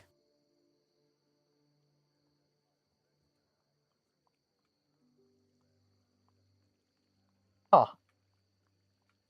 Well, that's neat. Oh, at a cursory glance, what does the paper say? It doesn't make really any look of sense to you because it kind of looks like a bunch of like campaign stuff, like campaign funding stuff. It looks normal, basically. You don't see anything that really catches, that really stands out. Well, I've already did my vandalism. I don't want to make more noise. So I sadly I have to leave these people alone. Alrighty then. Those are windows on the left-hand side of the building. Looking out. Cool. And as you look out there, you see a Kakura floating around just past the window, and you kind of quickly It's hide hit the back- deck. Yeah. hide just right there at the side of the window behind the wall as it floats by. Yeah, so basically we went from Assassin's Creed to Sly Cooper. Yeah, hits the deck. All right. So I'm gonna get up and then move over here and listen to the door. Okay. You're listening to the door. Make me a perception check. Call me the door whisperer. So you're listening to the door very intently. You hear something that sounds like a whirring sound moving past the door to the left, then coming back, moving past the door to the right. All right. So I got bad news and I got good news. Good news is I think we're coming up to the office. Bad news is there's a Kakura right there.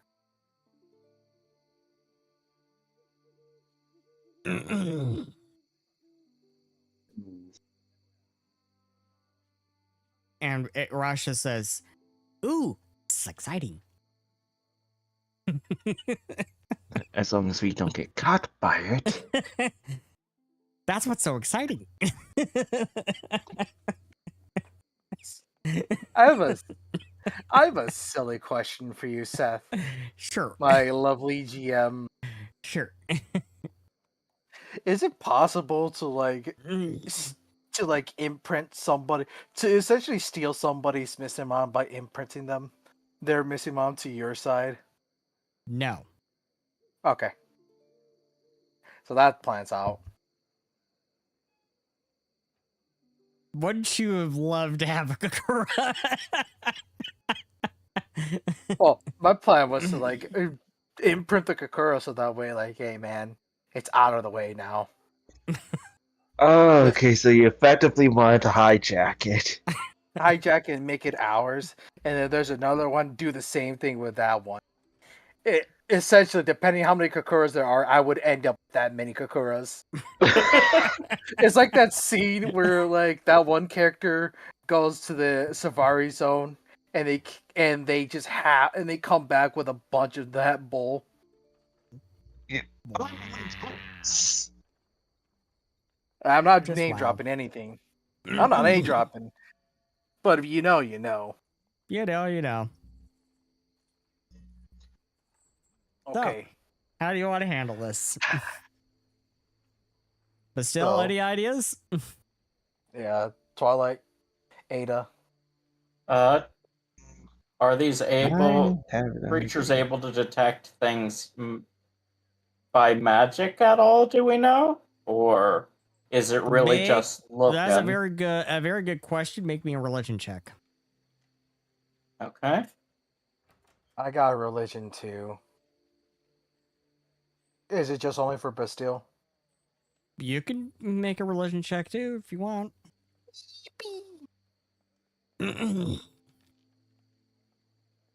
33. So we have 33 from Bastille.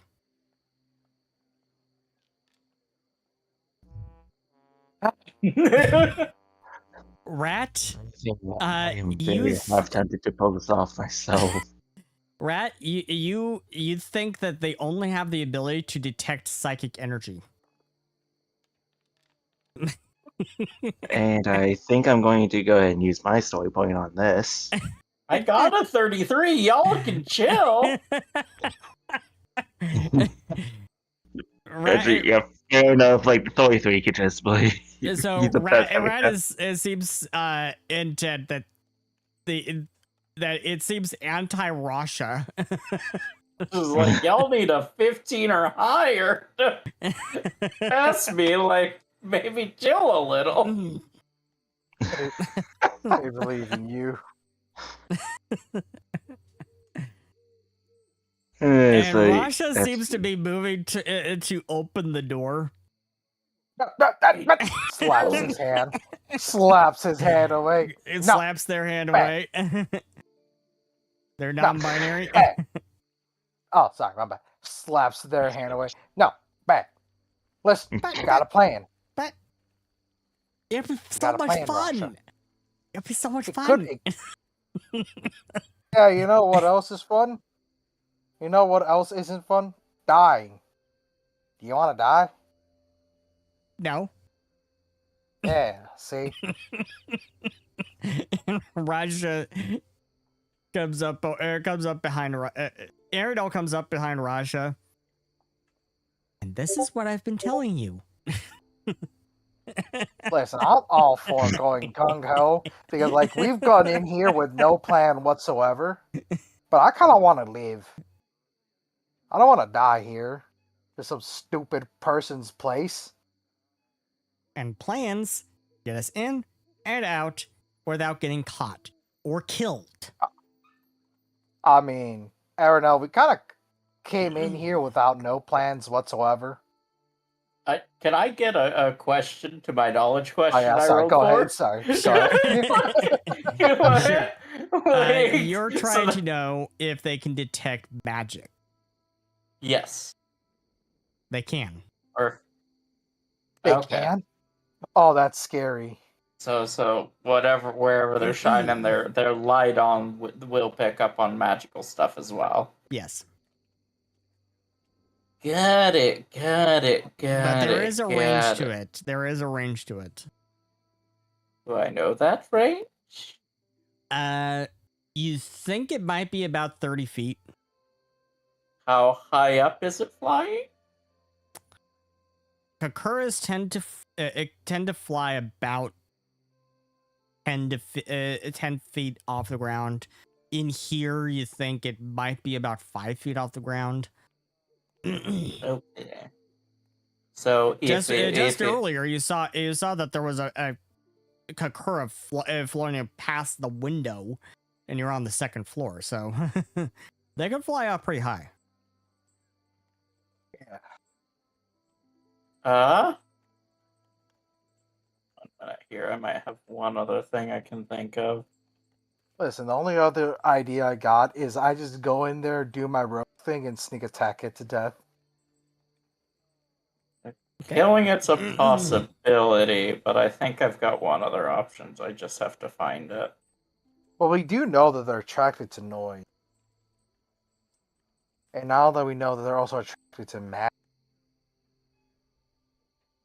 But the question is, do they get attracted by the magic origins? Or by where the magic is struck? Or is it both?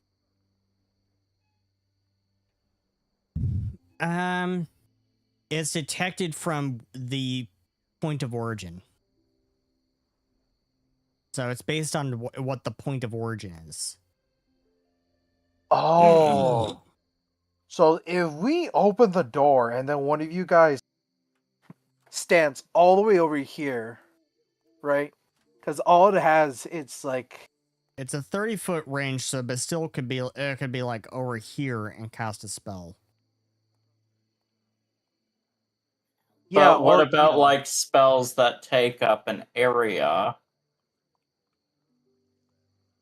Wouldn't it be able to pick up like if it's looking at an active spell or no?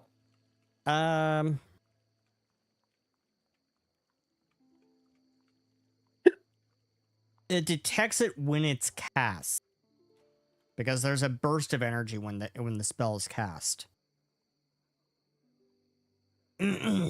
Active spells, you're not sure. Okay.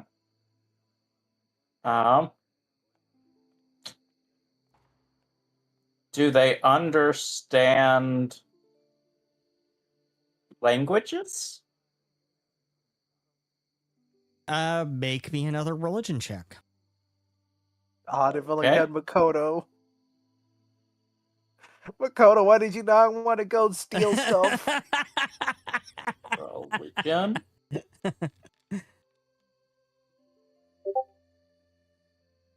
28, still not bad. 28. You believe they speak the normal language of Mystimon Silverin. We need. Okay. Cool, I would've been a good But person. no others. Like even if they don't speak it, they don't understand like Neutronin or any of those. Yeah. Like you couldn't issue a command to them that they would understand. What are you trying to do? What are you trying to Yeah, do? I was gonna say, full disclosure, the reason I'm asking is I'm trying to determine whether the spell suggestion would work. You think it might.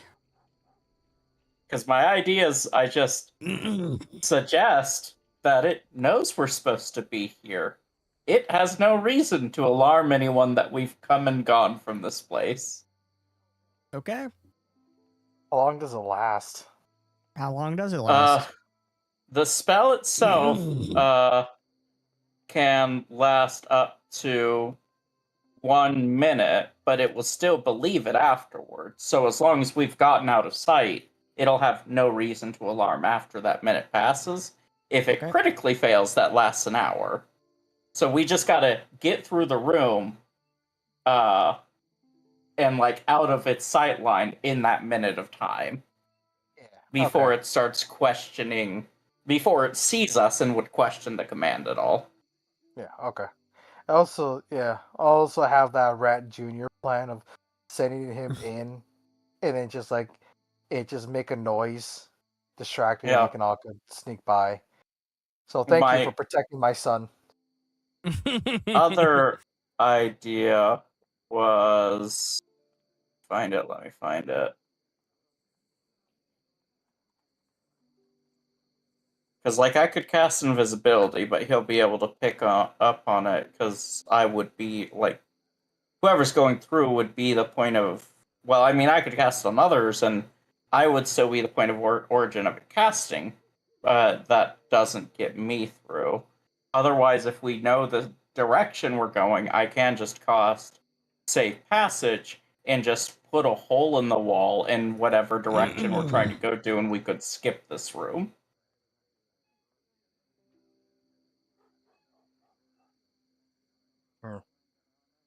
So you could we have try a couple casting options. suggestion on it. Yeah. That is. Out of you, Twilight, what do you think? You're also part of the team as well. Or I can do Ethereal Jaunt, but that solves things for me. Well, I could have cast Invisibility on you guys, let you go through, and then I could Ethereal Jaunt myself. Because Ethereal Jaunt, I can walk through the ethereal plane, so I can just walk through walls. Yeah. So according to what you said, Seth, it sees the origin points of magic, right? Yes. But it doesn't see like the magic itself. So like, let's say Bastille casts magic like right outside its area, right? Yes. And we walk through it, it doesn't see us, right? As long Like, as we're I'm not walking through it? Yes. Okay. Okay, so the caster has to be far away. Then let's do the invisibility first. And right. if that messes up, then I'll cast Suggestion as a quick try and fix the issue. Okay. Like, right. From the information that's given to us, that is a possible plan, right? Like we're not misunderstanding what the information you've given us. Okay. Yeah. Just making sure. All right, then. Total, it'll cost me. Let's see here. Second level spell costs 3 Mystia. How many people Russia thinks that it's off in this direction right now, based on what they can hear with their elven ears. Well, you'll have like to the hour. right of the door. Well, you'll have like an hour to get to the other room. And then once you're done, Bastille can also cast Message and keep that up at the same time, and just sustain both of those two. And then when someone is at the other side, they can message back that they are they are home free, and so he knows to cast it on the next person. Right. So, Rat, as you are the stealthiest person, want to go first, just in case there's something else? Absolutely. Cool. I cast invisibility on you. All the way. Fair. All right, so we have to like move all the way over here then. Yeah. So we have to cast. So we have to move all the way. Yeah. And then cast it. Right. So move down here, but still, and then Yeah, touch, that's fine. and then cast it. There you go. Okay. Got invisibility cast. And Yep. we got an invisible goblin. And Aaron else says, please don't do anything untoward. Not, listen. I got this. I won't let my feelings get the better of me. I was talking about looking up anyone's skirt. What?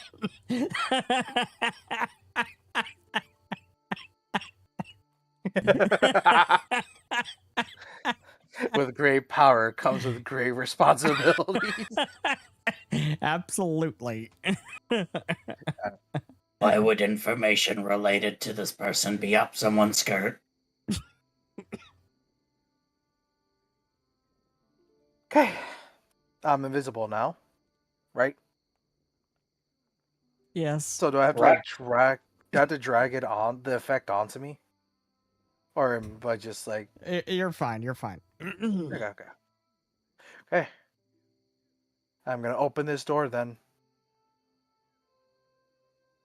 Open the door and in goes Rat. And Do you want me to roll a see stealth check? Yes. Oh, sorry. Okay. You see the Kakura over here. Please, please, please. Yes. I was on my knees And begging it's for my dice. moving. You see the Kakura at the far end of this hall, and it's moving towards the. It's moving towards its left. And now as you come up to this corner, you can see it over here at the far end of this other hall. And it's turning around. It's at this point right here at the far end of this hallway. And now it's moving slowly towards you. Moment of truth. Moment of truth. And it doesn't seem to detect you, as the spotlight seems to go right over where you are. It moves past you and to the end of the hall. You can now get to that door. And you see, as you come over here, you see not just this door, but also another door over to your left at the far end of this hallway. Oops. I'm gonna go over here and open this door. What do I see? You see a restroom. Wait a minute. I don't have a lock. Wait, Seth. What? Does this door open from the outside? Does it lock from the outside, or does it lock from the inside? It locks from the inside. I am going to pre-lock the door, right? Okay. And I am going to... I'm looking through my inventory right now. I have these boots of dancing. I'm going to The chuck the Kakura boots is of dancing. moving through this hallway. I'm going to right chuck the past boots you. of dancing. I'm going to chuck the boots of dancing in here. You chuck the boots of dancing into the bathroom. Yes. Hopefully And it as makes a you- loud noise. As you do, it makes a loud noise, and the Kakura stops, looks in that direction, the spotlight moving right past you, and starts to move towards the door. And it goes into the bathroom to investigate. Closes the door. and you lock the Kakura inside the bathroom. Clever. I lost my- clever. I lost my boots, guys, but it's worth it. I no longer have my boots. I have to delete it. I was about to say, if anything, that's got to be the dumbest thing that has actually walked. Listen, I am the dumbest player in this campaign. No arguments there. I'm not even going to contest that, but somehow you managed to do the best shit with it too. Listen, I everyone have. can just come right in. And then he's just like, Yeah, God, you'll get the message. Like eventually, I assume your reply to the message to Bastille. no. What he's gonna do is he's gonna do something even stupid. He's gonna open the door and then gives an invisible thumbs up, waiting for people, to realize. And then he was like, "Oh wait, I'm invisible." Anyways, y'all can come in. I like the current side.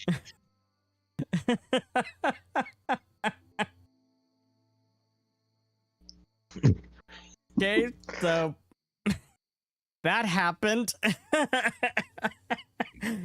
Rat just locked a Kakura in the bathroom. A pile of boots and a bathroom doll. Yes.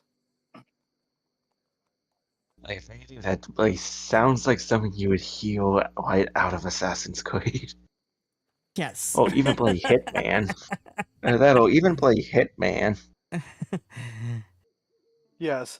This is what I- Raja says, "See, this is so much fun."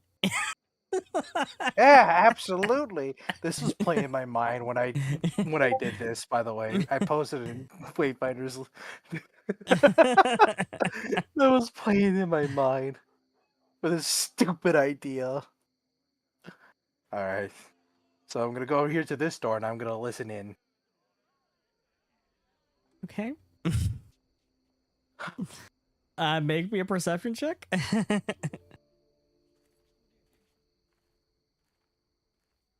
Oh, God. Do I hear anything? No, you don't. All right. How long does invisibility last, Bastille? It can last up to an hour. Oh, okay, cool. I'm gonna open up this door.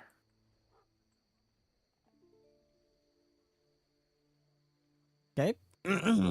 You open that door and come into this room, and you see a round table at the far end of this room and a little desk over by the window. And the desk looks just as neat as the one in the main entry hallway. And on the table is also a stack of magazines, and they're also neatly stacked.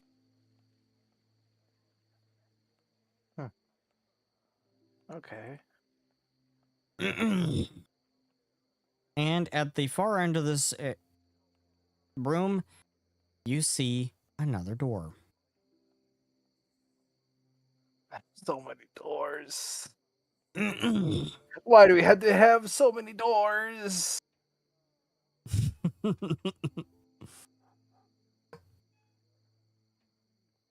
Alrighty. So, could I check? Could I do a cursory glance on these papers as well? Sure. You do a cursor glance, and it looks like just normal campaign stuff. You can't. Nothing really jumps out at you.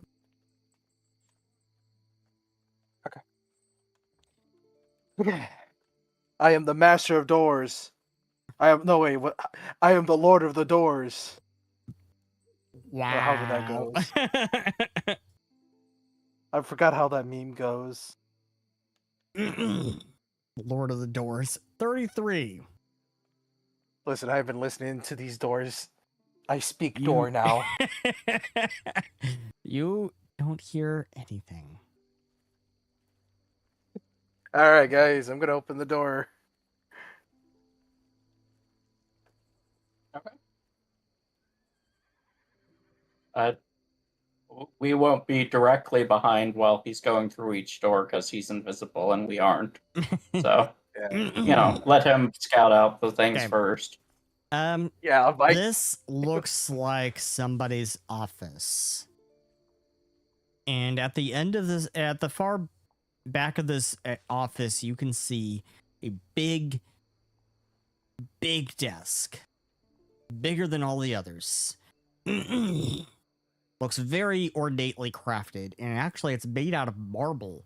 Whereas all the other desks here are made out of wood. This desk looks like it is made out of marble. And you see some photographs. And you see a lot of papers. And they're all neatly stacked.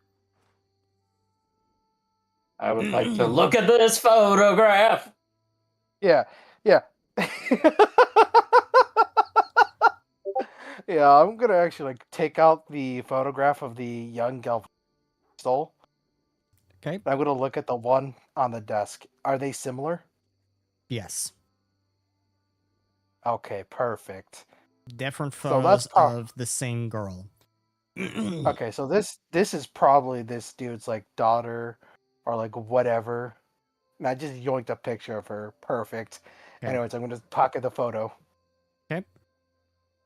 And make me a perception check as you're going around this room. Make me a perception check. Oh yeah, when I say pocket the photo, I mean the pocket that I've already previously stolen, not the one here. Just to clarify. Yeah, right. That is good to know because I thought you were taking the new one too. No. So, as you're looking around, something seems off to you about this portion of the wall on the right-hand side of the room. Actually, your left. Something seems off to you. Okay. Okay then. Can I use either a thievery check to try to go through the wall, or do you want perception? When I say go through the wall, I mean feel the wall out, trying to look for hidden mechanisms. That will be a thievery check, sure. Okay.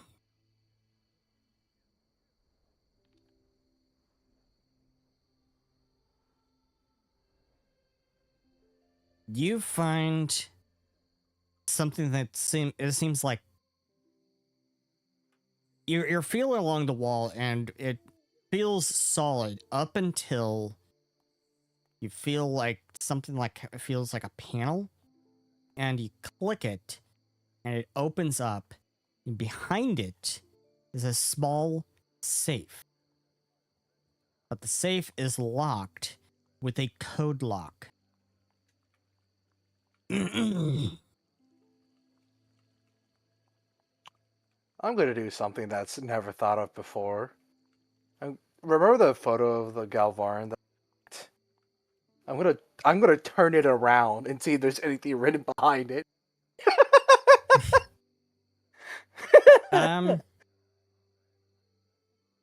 Nothing written behind it on this one. But there are other photographs on the desk. Good thing I'm invisible. This is gonna look really, really weird. But Rat's gonna essentially I guess what everyone else sees is these photos just all of a sudden get lifted up. Seemingly through magic, and then just get taken out of their frames and then flipped around as he looks through all the photos. Do you want to check of some sorts, or do I just do it? Make me a perception check.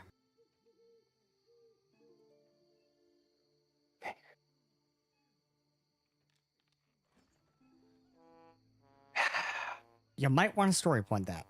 I don't have any. Can my allies help me out? But still, I'm gonna be like, guys, I see that there's a safe. Oh, sorry. Go ahead. Ada? I was gonna ask if I could look over the papers, especially since I have gleaned contents. Sure, Oh, yeah, no. do that. Go ahead, do that. Yeah, go ahead. Alright. What do you want me to roll for that?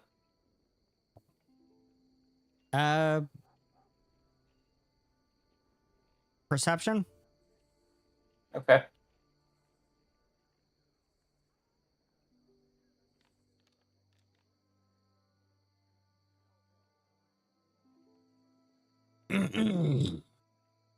So, Do I want to story point that? sure. I think I do. That's only an 8.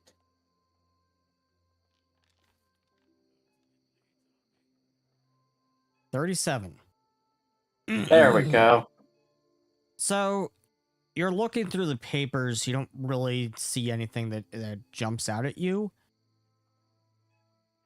But on one of the photographs, you see a date. It says Ranu 2739. Ranu is the Right. 9th month of the year. Do we know how many numbers the safe wants to take?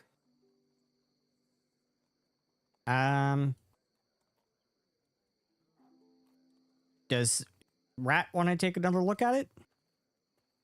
Yes, please. It looks like 6. Try 092739. Alright, Rat's gonna like walk over here and then input the code. And let's be clear, because he doesn't see a reason to, Bastille will not expound on how he is guessing that at all. Rat does not care. You input the code, it clicks. Safe opens. That's the code. Thank you for helping me look through photos of little girls. Wait, that sounded wrong. Wait. He's gonna like look around. It's just like, okay. I do not What is it? understand what is the problem. You are describing exactly as we did. Inside the safe, you find a leather-bound diary with a leather strap tied around it, with a strange symbol on it in the shape of a skull with horns. Oh, You already know that's the crest for Sorn, the Lord of Nightmares. And just inside the front cover, you find a photograph of a young Galvaran girl smiling, sitting on the lap of Incalmo Stormire. On the back of the photo, you find a name, Viara. Another object you find in the safe is a small object, diamond-shaped, wrapped tightly in a soft white cloth. The cloth is patterned with hearts and polka dots. It's a blanket for a small child. Inside, you find a crystalline purple-colored object shaped like a diamond.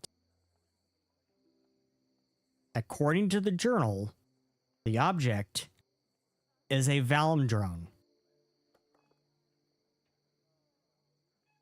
Anything clicking? Otherwise known as a dream crystal. oh, Son of a bitch. wait a minute. So he gay. You also discover an important clue according to the journal. Despite the amount of modifications done, the Valimdrone requires the victim to be asleep. And so according to the journal, a plan was hatched to use a Limpasian poison oak nightshade. Furthermore, Stormire used his influence on the Olympus Council to get the championship games brought to Evergreen City. The goal was to send dreamers to the Nightmare Realm permanently, with the goal of gathering enough dreamers for the Lord of Nightmares to merge the Nightmare Realm with the waking world. But in the last entry, you notice something.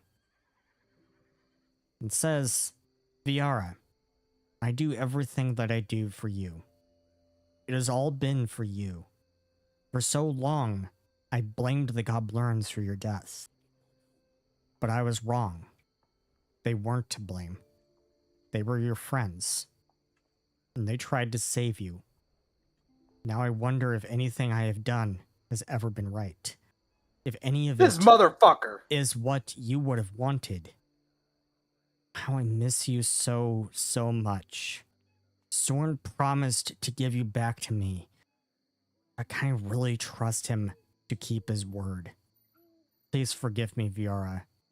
I love you and I miss you.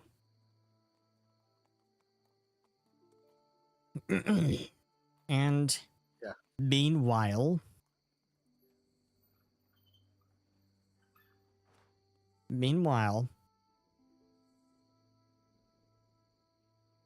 Crystal is standing at the hospital, waiting for any news on Kyrene, pacing back and forth, when her comm starts vibrating.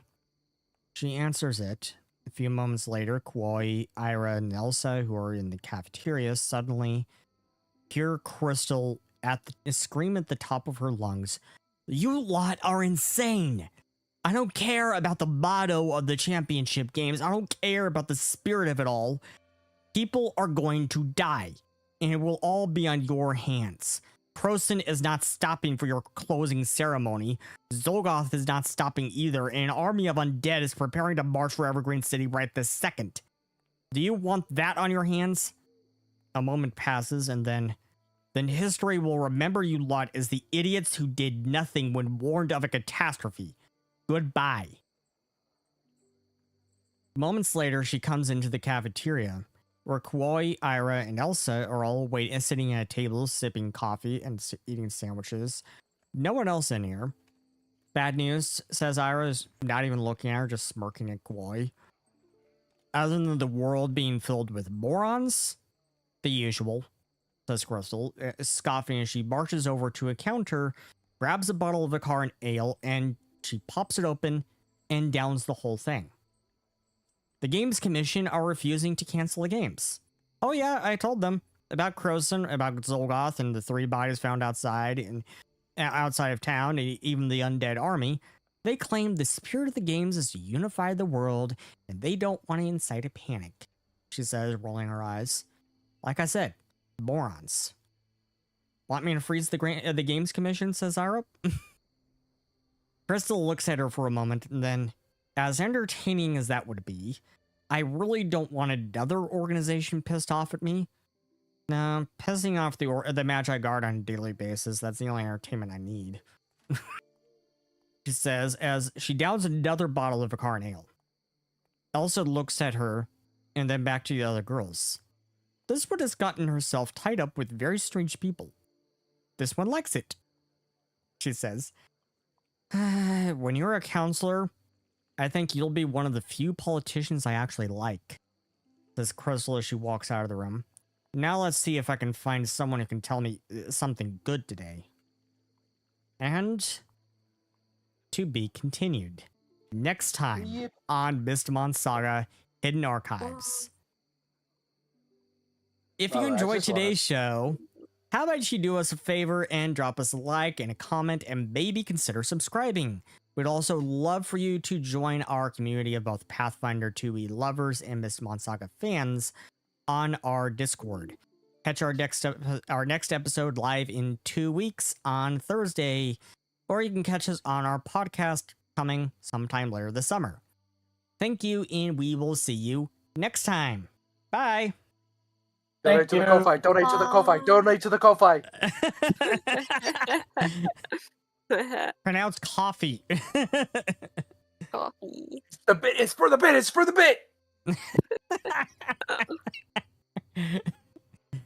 Dude, I just want to say, like, after Raph finishes reading, like, the journal, he's gonna, like, throw it down angrily, and he's like, "Oh wait, I shouldn't have done that," and then quickly picks it up.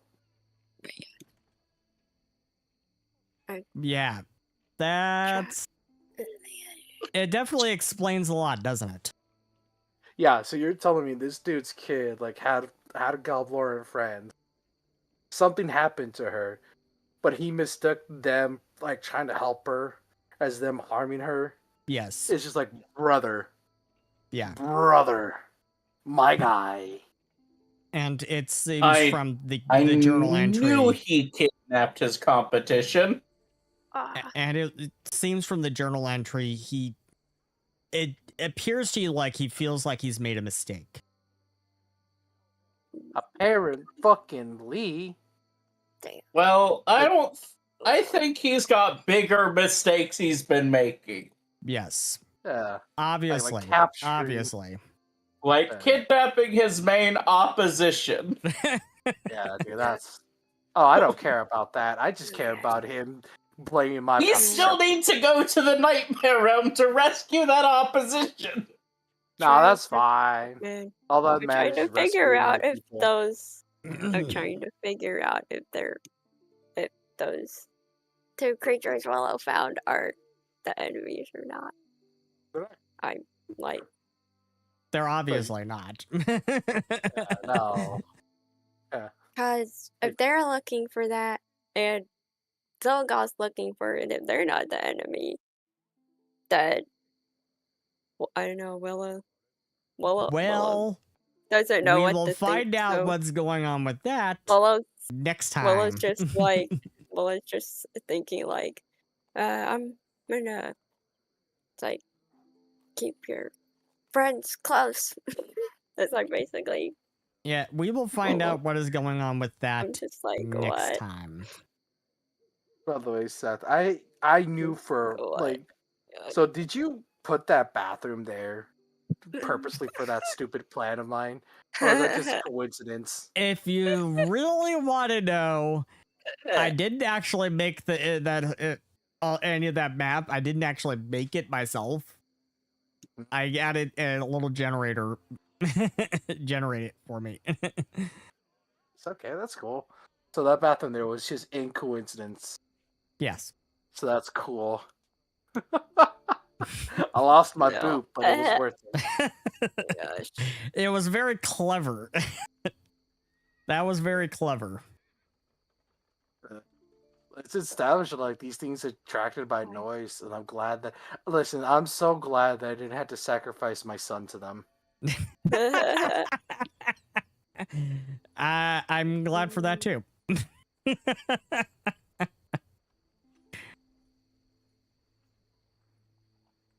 I merely forgot that I was muted for a while.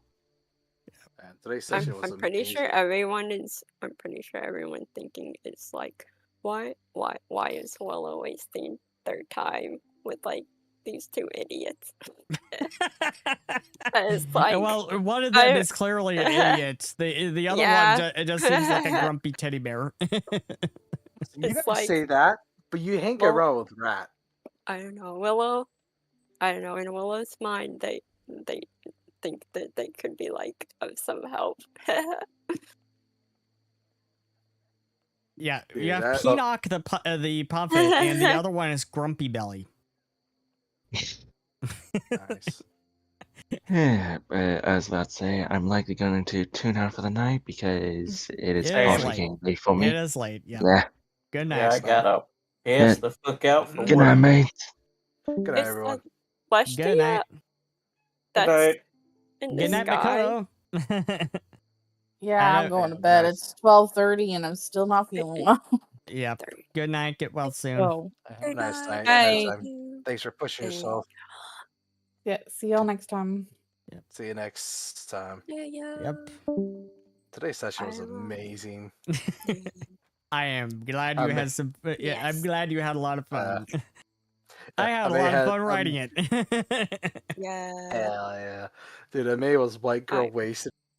He had to like do something like Yeah, I had a lot of fun writing this one. I had a lot of fun because I'm now finally connecting all these dots together, and I knew, oh yeah, this is going to blow people's minds.